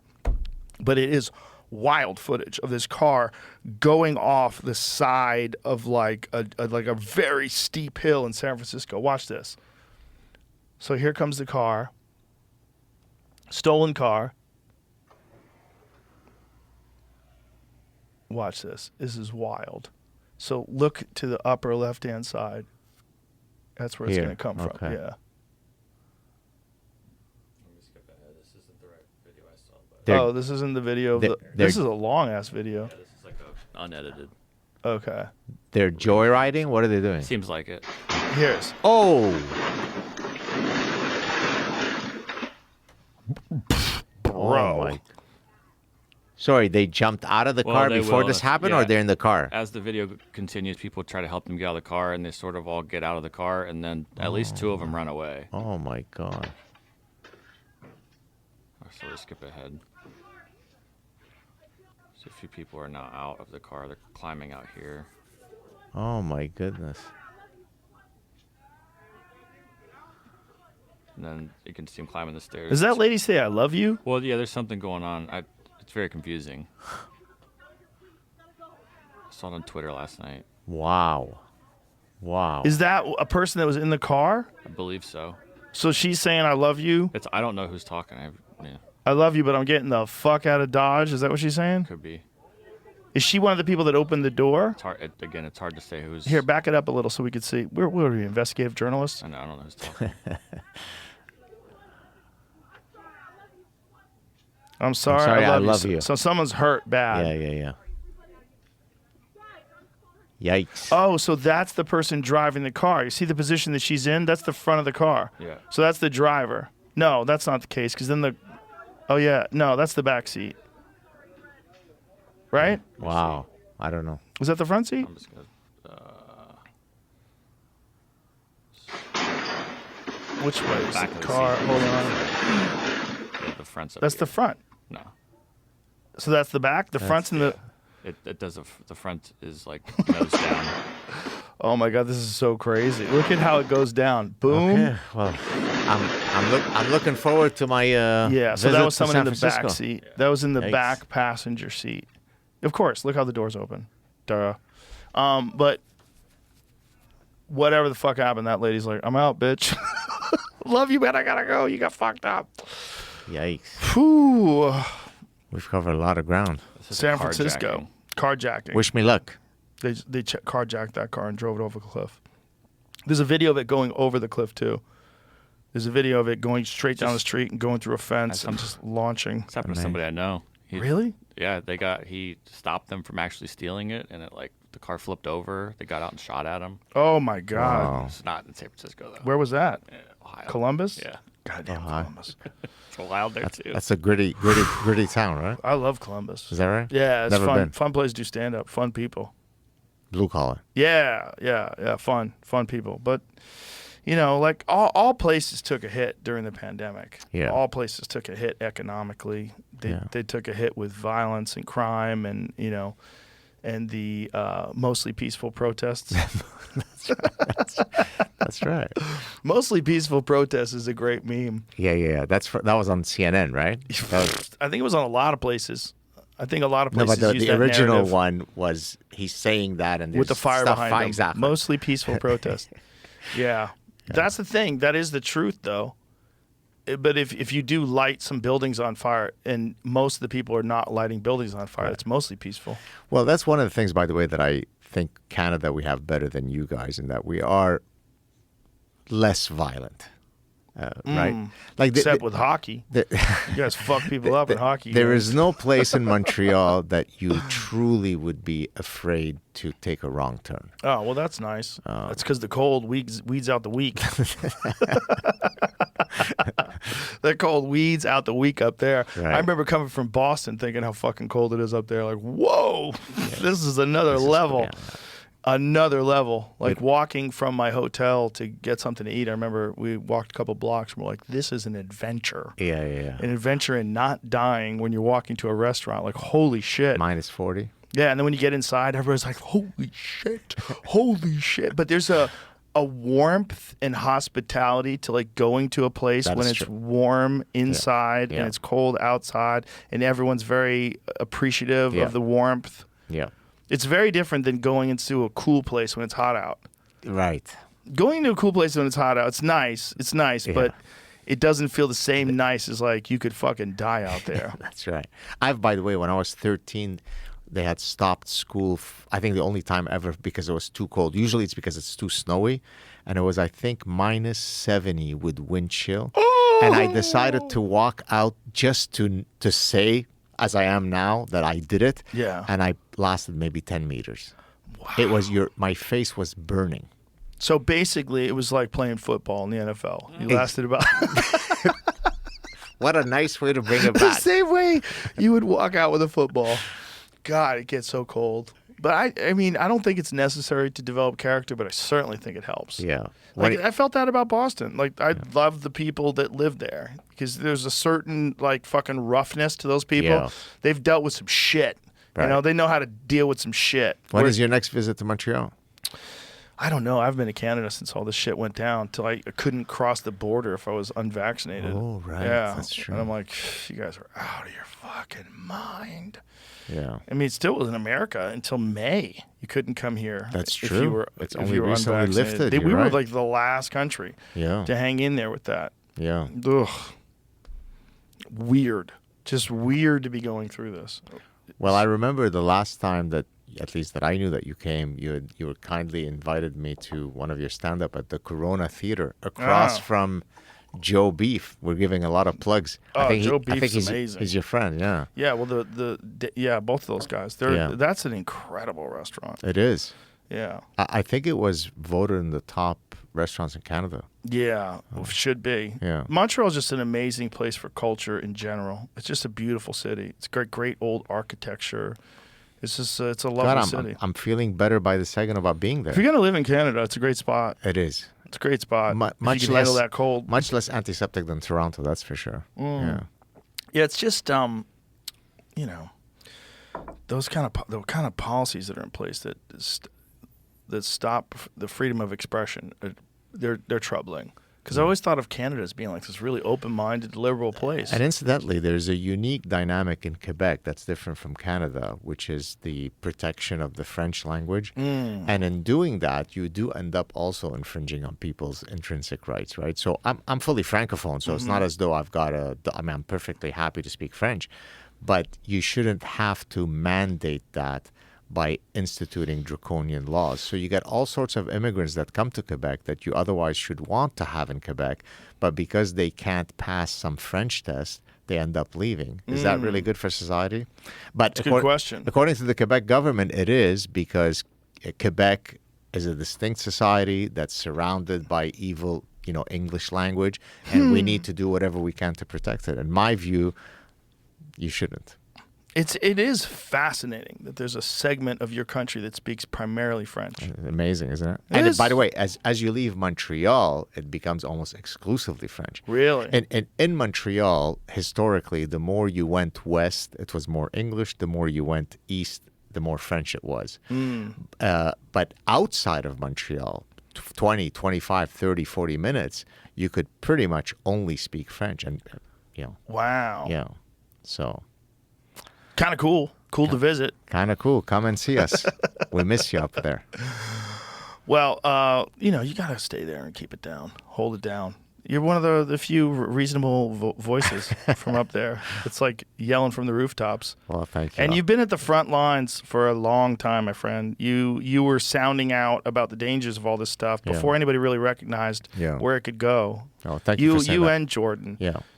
I mean, you were even before him. Some of the criticisms that you experienced back then, I thought, like, wow, this is weird that people have this perspective. Like, don't they see that he's making so much sense? Yeah. He's so everything you're saying is so rational and reasonable and well thought out. Like, oh, he's a Nazi. Wait a minute, he's a Jewish Nazi who escaped Lebanon? What are you talking about? Right.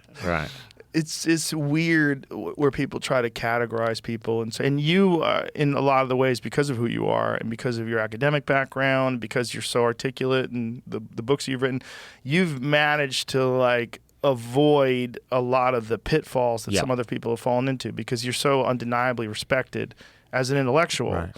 And when you're talking about these things, you're talking about them from a place of you have a deep understanding of the literature, you have deep understanding of where these problems come from, what's the source of them, how do they arise, and how do they permeate through society in this sort of, as you say, parasitic way.